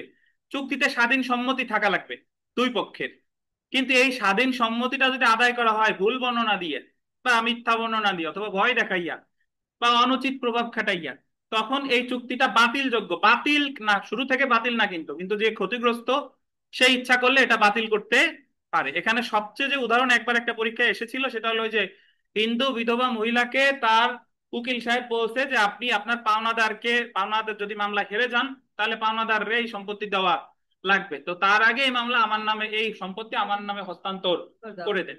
এবং হিন্দু বিধবার উপরে উনি অনুচিত প্রভাব খাটাইছে, আনডিউ ইনফ্লুয়েন্স। এই অনুচিত প্রভাবের বশবর্তী হইয়া যখন হিন্দু বিধবা উকিল সাহেবের নামে সম্পত্তি দিয়ে দিছে, পরে বুঝতে পারলো যে আমি কি করলাম, তো তখন উনার প্রতিকার হলো চুক্তিরোধের মামলা করে, এবং উনি প্রমাণ করবে যে এখানে এই চুক্তিটা ছিল বাতিল যোগ্য, কারণ উকিল সাহেব আমার উপরে, আমার সরলতার সুযোগ নিয়ে আমার উপর অনুচিত প্রভাব খাটাইছে। বলেন তো রুবেল বলেন তো দেখি, এই জায়গায় হিন্দু বিধবা যদি বলে যে এই জায়গায় তার সরল বিশ্বাসের সুযোগ নিছে উকিল সাহেব, তাহলে এই সরল বিশ্বাসের বিষয়টা কে প্রমাণ করবে? কোথায়, কত আইনের কোন ধারায় বলেন, বলেন বিথিকা। সাক্ষ্য আইনের 111 ধারায়, সাক্ষ্য আইনের 111 ধারায় যদি কোনো ক্ষেত্রে সক্রিয় হস্তার সম্পর্ক থাকে, তাহলে সেই ক্ষেত্রে ওই সক্রিয় হস্তার ক্ষেত্রে সরল বিশ্বাস প্রমাণের দায়িত্ব ওই প্রথম জনের, উকিল, ডাক্তার, পীর, এদের আর কি, বুঝছেন? তাহলে চুক্তি রদের মামলা বাতিলযোগ্য ক্ষেত্রেই করা যায়, এটা আর বিস্তারিত পড়লাম না। 36 ধারায় বলতে, আচ্ছা মনে রাখেন চুক্তি রদের মামলা করা যায় তামাদিমেতে 1 বছর। 12 ধারার তামাদিমের 113 অনুচ্ছেদ অনুসারে 1 বছর, আর 114 অনুচ্ছেদ অনুসারে 1 বছর। আগে এই মামলাটার তামাদিমিয়া ছিল 3 বছর, 2004 সালে করা হয় 1 বছর। আচ্ছা, শুধুমাত্র ভুলের কারণে চুক্তি রদের মামলা করা যায় না। এরপরে 37 ধারায় বলছে যে কার্য সম্পাদনের বিকল্প হিসেবে চুক্তি রদ চাওয়া যায়। মানে আপনি মামলা করছেন 12 ধারার, বাট আদালতে বলছেন যে ওনার যদি আমার 12 ধারায় কোনো প্রতিকার না দেওয়া যায় তাহলে ওর সাথে আমার চুক্তিটাই রদ করা হোক। তাহলে কার্য সম্পাদনের বিকল্প হিসেবে চুক্তি রদ কত ধারায়? 37 ধারায়। আর একটা কথা বলে রাখি, চুক্তি রদের মামলা যে কেউ করতে পারে। এটা ওই চুক্তি ধরনের একটা চুক্তিতে ক্রেতা বিক্রেতা থাকে, ক্রেতা বিক্রেতাই যে চুক্তি রদের মামলা করবে এমন কোনো কথা নাই। যে কোনো ব্যক্তি যে ওই চুক্তি দ্বারা ক্ষতিগ্রস্ত সে চুক্তি রদের মামলা করতে পারে। এবং চুক্তি রদের মামলায় ক্ষতিপূরণের ব্যাপারে বলছে 38 ধারা, আরিফ সাহেবের 38 ধারা, আমাদের আরিফ সাহেবের। তো আমাদের সুনির্দিষ্ট প্রতিকার আইনে 3টা ধারায় ক্ষতিপূরণ আছে, 19, 38, 41। তো এর মধ্যে 19 ধারায় বিবাদী ক্ষতিপূরণ দেয় বাদীকে, আর 38 আর 41 ধারায় বাদী ক্ষতিপূরণ দেয় বিবাদীকে। বুঝতে পারছেন, এই দুইটা হলো ব্যতিক্রম। তাহলে চুক্তি রদের মামলা যে কেউ করতে পারে, এবং চুক্তি রদের মামলায় যে চুক্তি রদের ডিক্রি পেল তাকে আদালত বলবে যে তুমি ক্ষতিপূরণ দেবা বিবাদীকে এত টাকা।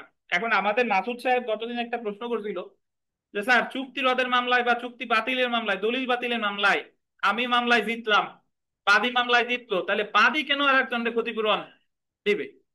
বাদী মামলায় জেতার পরেও ক্ষতিপূরণ দিবে, এটার মূল যে কারণ সেটা হলো যে ধরেন উদাহরণস্বরূপ বলি যে হিন্দু যৌথ পরিবারের একজন কর্তা, তো তিনি একটা সম্পত্তি বিক্রির জন্য চুক্তিবদ্ধ হয়েছে আরেকজনের সাথে। এখন এই চুক্তিতে সে হিন্দু যৌথ পরিবারের যে অন্যান্য সদস্য তাদের কোনো সম্মতি নাই, মানে তাদেরকে না জানাই উনি চুক্তিটা করছে। তাহলে যদিও এই চুক্তির এক পক্ষ হিন্দু যৌথ পরিবারের ম্যানেজার এবং আর এক পক্ষ হলো আর এক ব্যক্তি, কিন্তু এই চুক্তি দ্বারা ক্ষতিগ্রস্ত হচ্ছে কে? ক্ষতিগ্রস্ত হচ্ছে হিন্দু যৌথ পরিবারের অন্যান্য সদস্যরা। তো তারা এই চুক্তিটা রদের মামলা করতে পারে, এবং তারা যদি রদের মামলা করে, তাদের মামলার প্রেক্ষিতে যদি ওই দুইজনের চুক্তিটা রদ করা হয়, তখন আদালত ওই মেম্বারদের বলতে পারে যে তোমাদের সম্মতি ছিল না ঠিক আছে, বাট তাদের দুইজনের মধ্যে তো একটা বৈধ চুক্তি হয়েছিল, এই চুক্তির কারণে তোমাদের যে রদের মামলার কারণে তারা দুইজন তো ক্ষতিগ্রস্ত হয়েছে, তো তোমরা ক্ষতিপূরণ দিবা ওই দুই পক্ষরে, বিবাদীরে ক্ষতিপূরণ দিবা। আরো ভালো উদাহরণ যদি এইভাবে দেই, যে যদি মনে করেন যে আলামিন সাহেব জমি বিক্রি করতে যাচ্ছে, আরিফ সাহেব কিনতে যাচ্ছে, এখন আরিফ সাহেব যদি ওই জমি কিনে ওই জমির উপর দিয়ে জনসাধারণরা চলাফেরা করে, এবং ওই জমিটা দুইটা এলাকায় যাতায়াতের জন্য অন্যতম একটা মাধ্যম আর কি। এখন যে জমিটা কিনবে সে কেনার পর ওই জায়গা অনেক বড় বিল্ডিং দিবে, তাহলে যাতায়াতের পথ আর থাকবে না।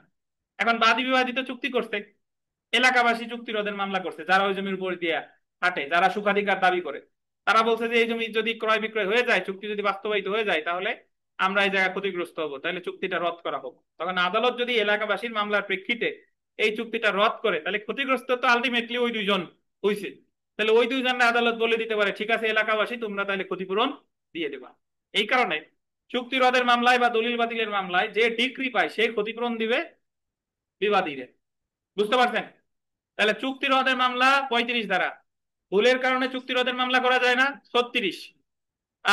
কার্য সম্পাদনের বিকল্প হিসেবে চুক্তি রদ 37।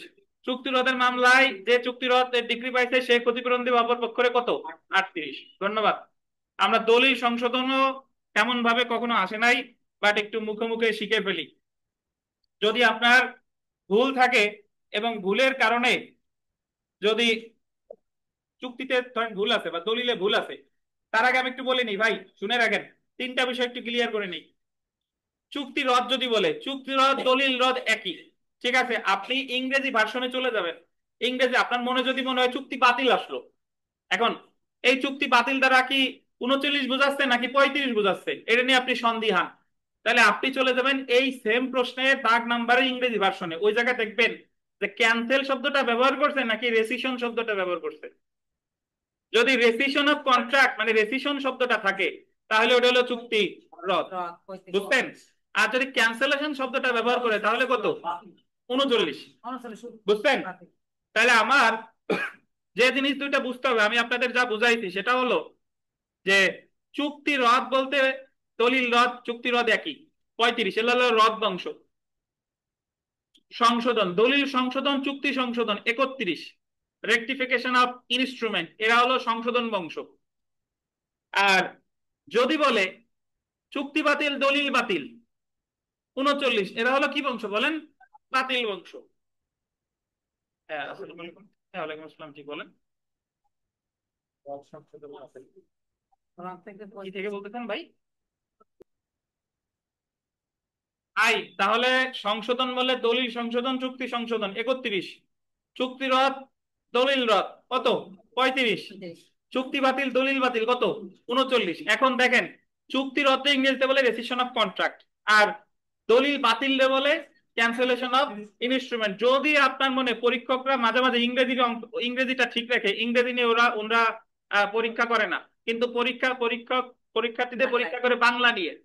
তো যদি আপনার কাছে মনে হয় যে এটা কি চুক্তি বাতিল লিখে, এখন চুক্তি বাতিল আপনি সন্দেহান এটা কি দলিল বাতিল বোঝাইছে নাকি চুক্তি রদ বোঝাইছে, তাহলে চলে যাবেন কোথায়, ইংরেজি অংশে। ইংরেজি অংশে দেখবেন যে ওটা কি ক্যান্সেলেশন অফ কন্ট্রাক্ট বলছে নাকি রেসিশন অফ কন্ট্রাক্ট বলছে। যদি ক্যান্সেলেশন শব্দটা ব্যবহার করে তাহলে কত দ্বারা, 39, আর যদি রেসিশন শব্দটা ব্যবহার করে তাহলে কত, 35। ইংরেজি খুঁজে পাবেন না প্রশ্ন, ইংরেজি বাংলা একসাথেই আছে, বাংলা যদি পাশের খ থাকে ইংরেজিও পাশের খ, ঠিক আছে এটাই। আচ্ছা 5 এ বা বি এটা দেখবেন। আচ্ছা এখন দলিল সংশোধন যেটা বলতেছে যে দলিলে যদি ভুল থাকে, ভুলের কারণে চুক্তি রদের মামলা করা যায় না, ভুলের কারণে কার্য সম্পাদনের মামলা করা যায় না, ভুলের কারণে করতে হবে সংশোধনের মামলা।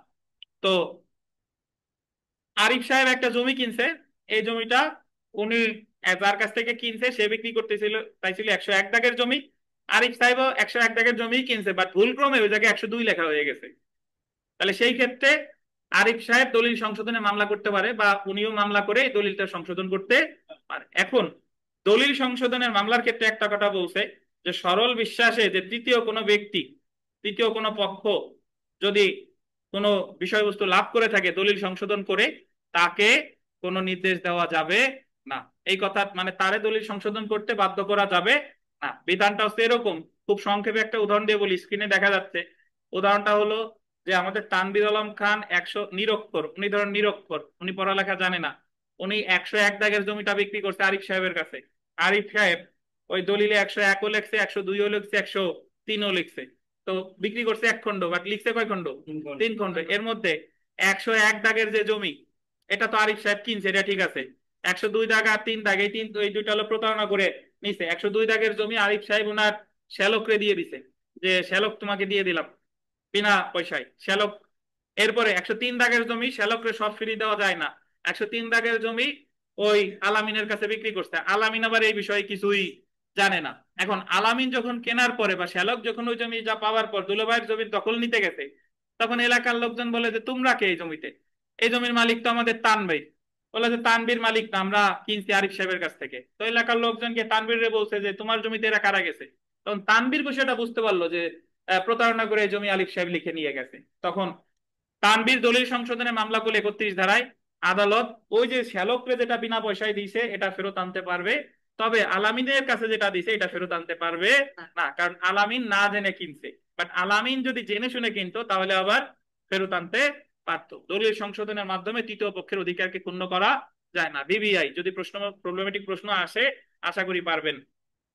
আর দলিল সংশোধনের মামলার তামাদি মেয়াদ 3 বছর, 95 অনুচ্ছেদ আর 96 অনুচ্ছেদ। দলিল সংশোধনের ক্ষেত্রে পক্ষগণের অভিপ্রায় 32, দলিল সংশোধনের নীতিসমূহ 33, আর দলিল সংশোধন করার পর সুনির্দিষ্টভাবে কার্যকর করা যেতে পারে এটা হলো 34। একটু দেখে নিবেন, মুসাবিদা আর পড়লাম না, একই টাইপের। ওইগুলা করে লিখে নেবেন। আমরা চলে আসি দলিল বাতিল।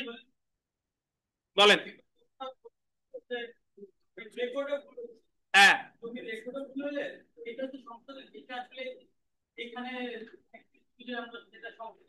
ধন্যবাদ। শুনেন, আচ্ছা বলি। রেকর্ডে ভুল হলে, ভুলে দিয়ে গেল, রেকর্ডে ভুল হলে মামলা করবেন ল্যান্ড সার্ভে ট্রাইব্যুনালে। এখন আমার ল্যান্ড সার্ভে ট্রাইব্যুনালে মামলা করা হয় the estate acquisition and tenancy act 1950 অনুসারে।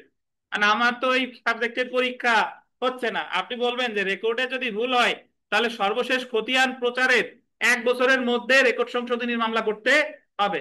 যদি ধরেন কেউ রেকর্ড সংশোধনীর মামলা করে নাই, তখন তাকে মামলা করতে হয় ঘোষণামূলক মামলা, দলিল সংশোধন না, ঘোষণামূলক মামলা, যে আমি এই জমির অধিকারী, আমার এটা কি করতে দেওয়া হচ্ছে না, কিন্তু আইনগতভাবে দলিল টলিল যা আছে সবকিছু হচ্ছে আমার, ভুলক্রমে ওই জায়গায় এটা লেখা হয়ে গেছে, তখন ঘোষণামূলক মামলা করতে হবে, দলিল সংশোধনের মামলা করলে হবে না।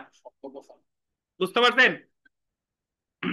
মানে রেকর্ড সংশোধনীর মামলা কেন করে? সর্বশেষ খতিয়ানে যদি ভুলক্রমে ওইটা, যে আপনার জমি আর এক জমির নামে রেকর্ড হয়ে গেছে, বাট মূল জমির মালিক তো আপনি, এখন তারে তো আপনি ইচ্ছা করে দেন নাই। যদি আপনি তারে ইচ্ছা করে দিতেন তাহলে করতেন দলিল সংশোধনের মামলা, এটা তারে তো আপনি ইচ্ছা করে দেন নাই। হ্যাঁ বলেন। এটা মাথায় ঢোকানোর কাজ নাই, আপাতত ভাবেন যে সংশোধনীর মামলা আসলে কি মামলা করবেন। রেকর্ড সংশোধনী আসলে 42 ঘোষণামূলক, বুঝছেন?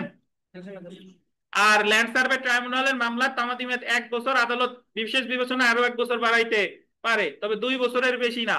2 বছরের মধ্যে আপনি মামলা করতে পারেন নাই, অথবা কোনো এলাকায় দেখা গেল খতিয়ান প্রকাশিত হয় নাই, তাহলে তো ল্যান্ড সার্ভে ট্রাইব্যুনালে মামলা করার সুযোগ নাই, তাহলে আপনার এই 42 ধারা মামলাই করতে হবে। এখন আমার মূল প্রশ্নের আলোচ্য বিষয় ল্যান্ড সার্ভে ট্রাইব্যুনালের মামলা না, আমার তো পরীক্ষা সুনির্দিষ্ট দেওয়া নেই, আমার লিখতে হবে কি দিয়া? ঘোষণামূলক মামলা দিয়ে। ধন্যবাদ। আচ্ছা, 6 নাম্বার, দলিল বাতিল আর ঘোষণামূলক মামলা।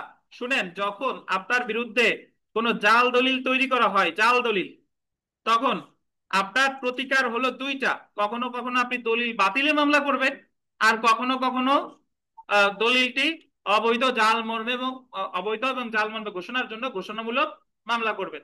তো খুব সংক্ষেপে যদি বলি যে আমাদের সুজন শেখ একটা জমির মালিক, ওনার পৈতৃক সূত্রে উনি জমির মালিক, হঠাৎ করে ওনার প্রতিবেশী এসে, হ্যাঁ আসছেন আপনি? আচ্ছা একটু, ভাই যে কথা বলতেছিলাম যে সুজন সাহেব একটা জমির মালিক, সুজন সাহেবের বিরুদ্ধে একটা জাল দলিল তৈরি করতে, তাহলে সুজনের প্রতিকার হয় সে দলিল বাতিলের মামলা করবে, নাইলে অবৈধ জাল মর্মে ঘোষণামূলক মামলা করবে, নাইলে দুইটাই করবে।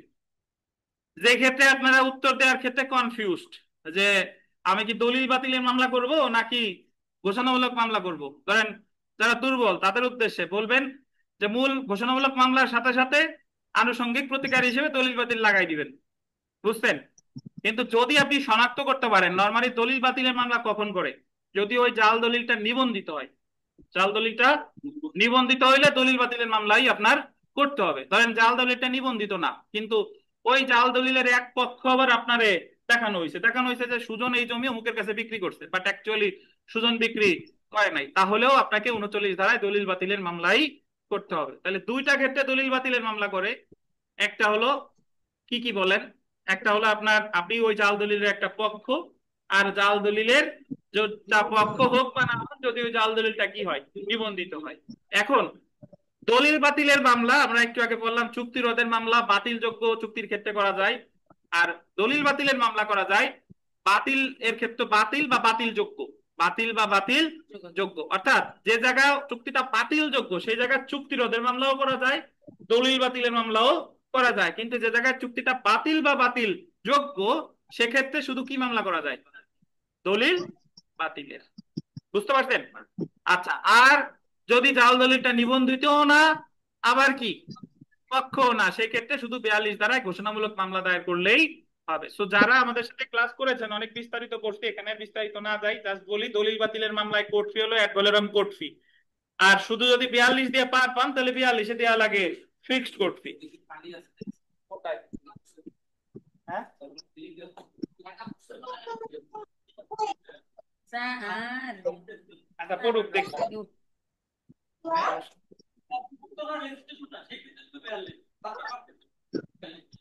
আচ্ছা শুনেন, ওটা নিয়ে টেনশন না, পড়ার দিকে নজর দেন। দেখেন তো, যদি আপনার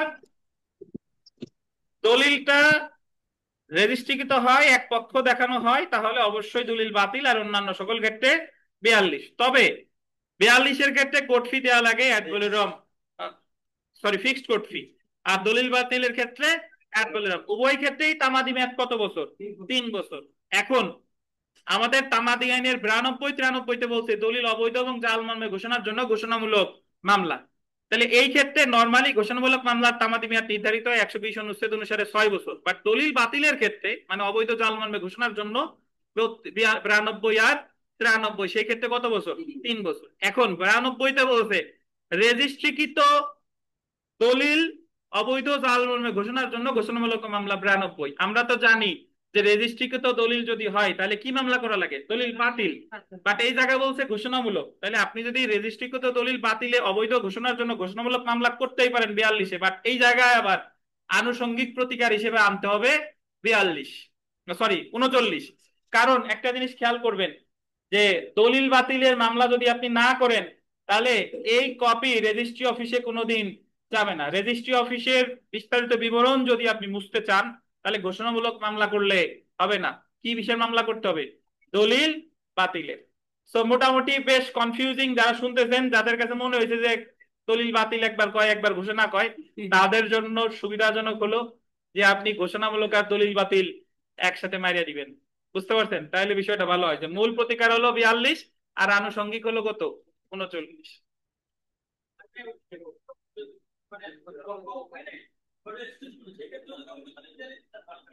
সমস্যা নাই। দেখেন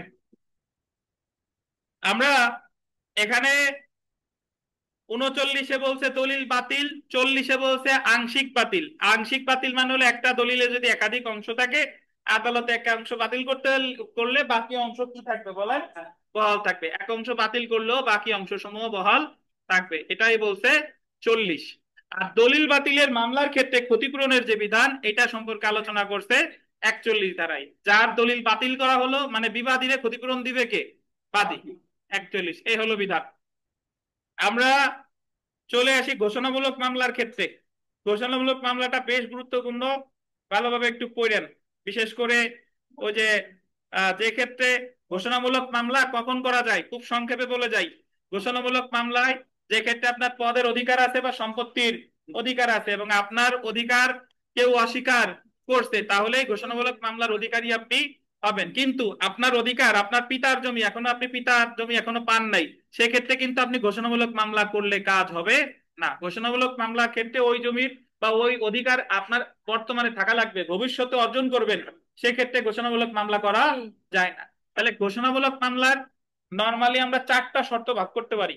আপনার পদের অধিকার থাকবে, আপনার সম্পত্তির অধিকার থাকবে 2, মানে পদের অধিকার 1, সম্পত্তির অধিকার 2, এবং এই অধিকার কেউ অস্বীকার করবে বা অস্বীকার করার উদ্যোগ নিবে 3। 4 নম্বরে বলছে ঘোষণা ছাড়া যদি আরো প্রতিকার চাওয়ার সুযোগ থাকে সেটা চাইতে হবে, এটা কত? 4। এবং আরো প্রতিকার, এই প্রতিকারটা বলে ফার্দার রিলিফ বা আনুষঙ্গিক প্রতিকার। আপনি যদি আনুষঙ্গিক প্রতিকার না চান, তাহলে ঘোষণা মঞ্জুর করবে না। বুঝছেন? উদাহরণস্বরূপ যদি বলি যে আপনি একটা জমির দখলে নাই, শুধু সত্ত্ব চাইছেন, কিন্তু আপনি দখলে নাই, তাহলে সত্ত্ব 42-এর সাথে সাথে আপনার 8 চাওয়ার সুযোগ ছিল, বাট আপনি যদি না চান, শুধু 42-এ আপনার কোনো ঘোষণা দিবে না। আবার 8 ধার ওই 42-এর মামলা যদি খারিজ করে দেয়, তাহলে পরে 8 ধারের মামলা যদি আপনি করেন, তাহলে এটা কনস্ট্রাকটিভ রেস জুডিকাটা দ্বারা কি হয়ে যাবে? বাড়িতে হয়ে যাবে। তাহলে যে ক্ষেত্রে আপনি 42 চাইছেন বাট আনুষঙ্গিক প্রতিকার চান নাই, এরকম যদি প্রশ্ন আসে, তাহলে আপনার প্রতিকার অ্যাকচুয়ালি 2টা। হয় আপনি আর্জি সংশোধনের আবেদন করবেন 6 আদেশের 17 বিধিতে, যে আমি দখলের বিষয়টাও আমার এই জায়গায় ইনক্লুড করা হোক, অথবা 23 আদেশের 1 বিধিতে আপনি মামলা প্রত্যাহারের আবেদন করবেন। কেন? যে আমার মামলায় রীতিসিদ্ধ ত্রুটি আছে, ফর্মাল ডিফেক্ট আছে, আমার মামলা প্রত্যাহার করে আমারে আবার পুনরায় মামলা দায়েরের শর্তে আমার মামলা প্রত্যাহার করা হোক। বুঝতে পারছেন? তাহলে যদি প্রশ্ন আসে আনুষঙ্গিক প্রতিকার কি, আশা করি উদাহরণ সহ বুঝাই দিতে পারবেন। পারবেন না?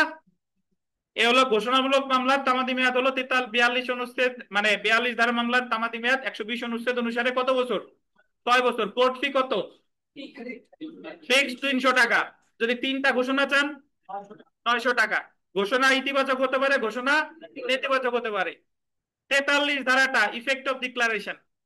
ইফেক্ট অফ ডিক্লারেশন মানে ঘোষণামূলক মামলার ফলাফল। 43 ধারা হলো ওই যে প্রথমে মামলাটা করছিল দিনেশ, ঘোষণা চাইছে যে ক্যাটরিনা আমার ওয়াইফ এবং ক্যাটরিনার মা হলো আমার শাশুড়ি, এই মর্মে ঘোষণা দেয়া হোক।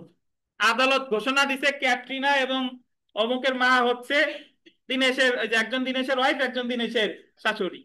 এখন কিছুদিন পরে এসে ধরেন ক্যাটরিনার বর্তমান স্বামীর নাম কি আমি তো ভুলে গেছি, কি যেন নাম জানেন কেউ? ভিকি কৌশল।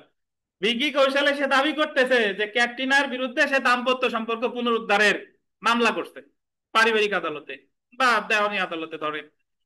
তো অলরেডি কিন্তু আদালত ঘোষণা দিয়ে দিছে যে ক্যাটরিনা কার ওয়াইফ, আমাকে দিনেশের ওয়াইফ। এখন ভিকি কৌশল এসে যে দাম্পত্য সম্পর্ক পুনরুদ্ধারের মামলা যে করছে, এই মামলায় ক্যাটরিনা কি বা দিনেশ কি আগের মামলার রেফারেন্স দেখাইতে পারবে কিনা? পারবে না। ঘোষণামূলক মামলার রায় শুধুমাত্র মামলার পক্ষগণের উপর বাধ্য করে। এটা হলো জাজমেন্ট ইন পার্সোনাম। জাজমেন্ট ইন পার্সোনাম, এটা অন্য কোনো ব্যক্তির উপর বাধ্যকর না। এটাই হলো আপনার 43। সমস্যামূলক প্রশ্ন আসতে পারে, জানা থাকলো। রিসিভার সম্পর্কে এর আগে পড়ছি, সো রিসিভার আর পড়ার প্রয়োজনীয়তা অনুভব করছি না। নিরোধক প্রতিকার। নিরোধক প্রতিকার হলো প্রতিরোধমূলক প্রতিকার, নিরোধক প্রতিকার, প্রিভেন্টিভ রিলিফ একই, ঋণাত্মক প্রতিকার একই। নিরোধক প্রতিকার সংজ্ঞা দিছে 6 ধারায়, বাট বলতে 5-এর গ। যা করার ব্যাপারে বাধ্যবাধকতা, যা না করার ব্যাপারে বাধ্যবাধকতা আছে তাকে সেই কাজ করা থেকে বিরত রাখার আদেশ প্রদানের মাধ্যমে। 6 ধারায় বলতেছে যে 5-এর গতে যা বলছে সেটার বলে নিরোধক প্রতিকার। নিরোধক প্রতিকার মঞ্জুর করা যায় 2টি উপায়। 53 ধারায় বলছে স্থায়ী নিষেধাজ্ঞা বা অস্থায়ী নিষেধাজ্ঞা। তো এটা আর বিস্তারিত ব্যাখ্যা করলাম না, আমরা নিষেধাজ্ঞায় চলে আসি। নিষেধাজ্ঞা সম্পর্কে অলরেডি আমরা বেশ আলোচনা অস্থায়ী নিষেধাজ্ঞার ক্ষেত্রেই করছি। আপনি নিষেধাজ্ঞা কি মোটামুটি জানেন। অস্থায়ী, অস্থায়ী, স্থায়ী, অস্থায়ী, বাধ্যতামূলক জানেন। যখন কোনো ঘটনা ঘটে যায় তখন পূর্বের অবস্থায় ফিরিয়ে আনার জন্য কি করবেন? বাধ্যতামূলক নিষেধাজ্ঞা। যখন ঘটনা ঘটে নাই, আশঙ্কা দেখা যায়, স্থায়ী নিষেধাজ্ঞা। যখন মামলার মধ্যে কোনো ঘটনা ঘটার আশঙ্কা আছে তখন অস্থায়ী নিষেধাজ্ঞা। এতটুকু জানলেই ইনশাল্লাহ হবে। চিরস্থায়ী নিষেধাজ্ঞা কখন কখন মঞ্জুর করা হয় 54 ধারায় বলছে 5টা ক্ষেত্রে।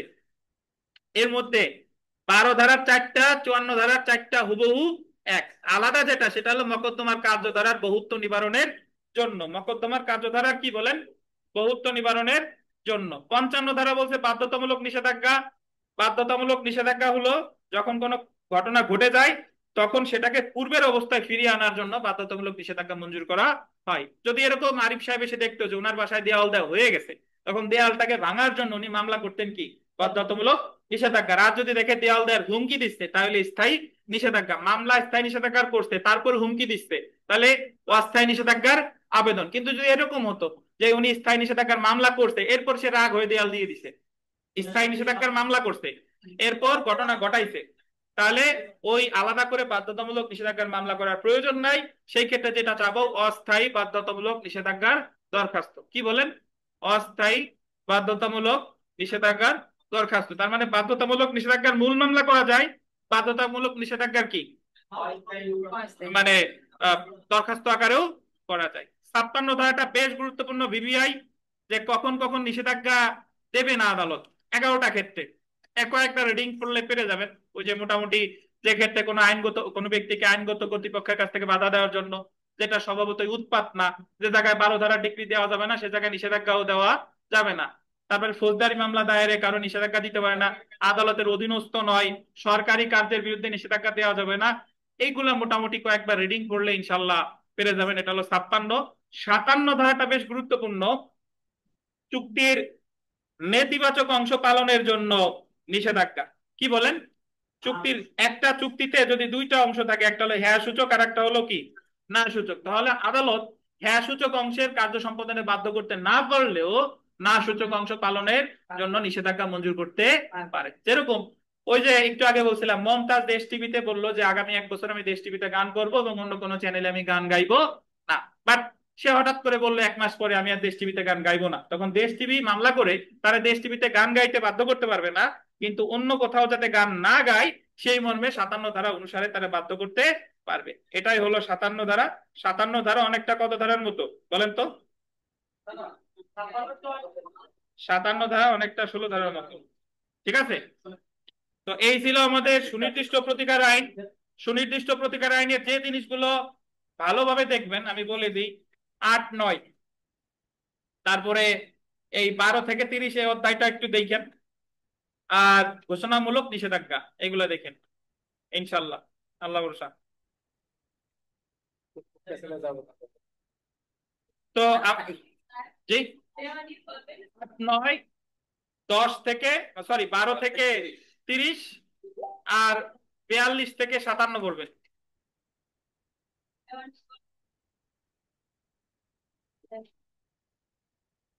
ধন্যবাদ। আমরা 5 মিনিট পরে ফৌজদারি শুরু করব। যদি কারো অসুবিধা মনে হয়, যদি মনে হচ্ছে টায়ার্ড, আপনি বাসায় যে অন্য কিছু করেন, বাট আমার দায়িত্ব এই জায়গায় শেষ করা, যারা যারা একজন থাকলেও শেষ করা আমার দায়িত্ব। তো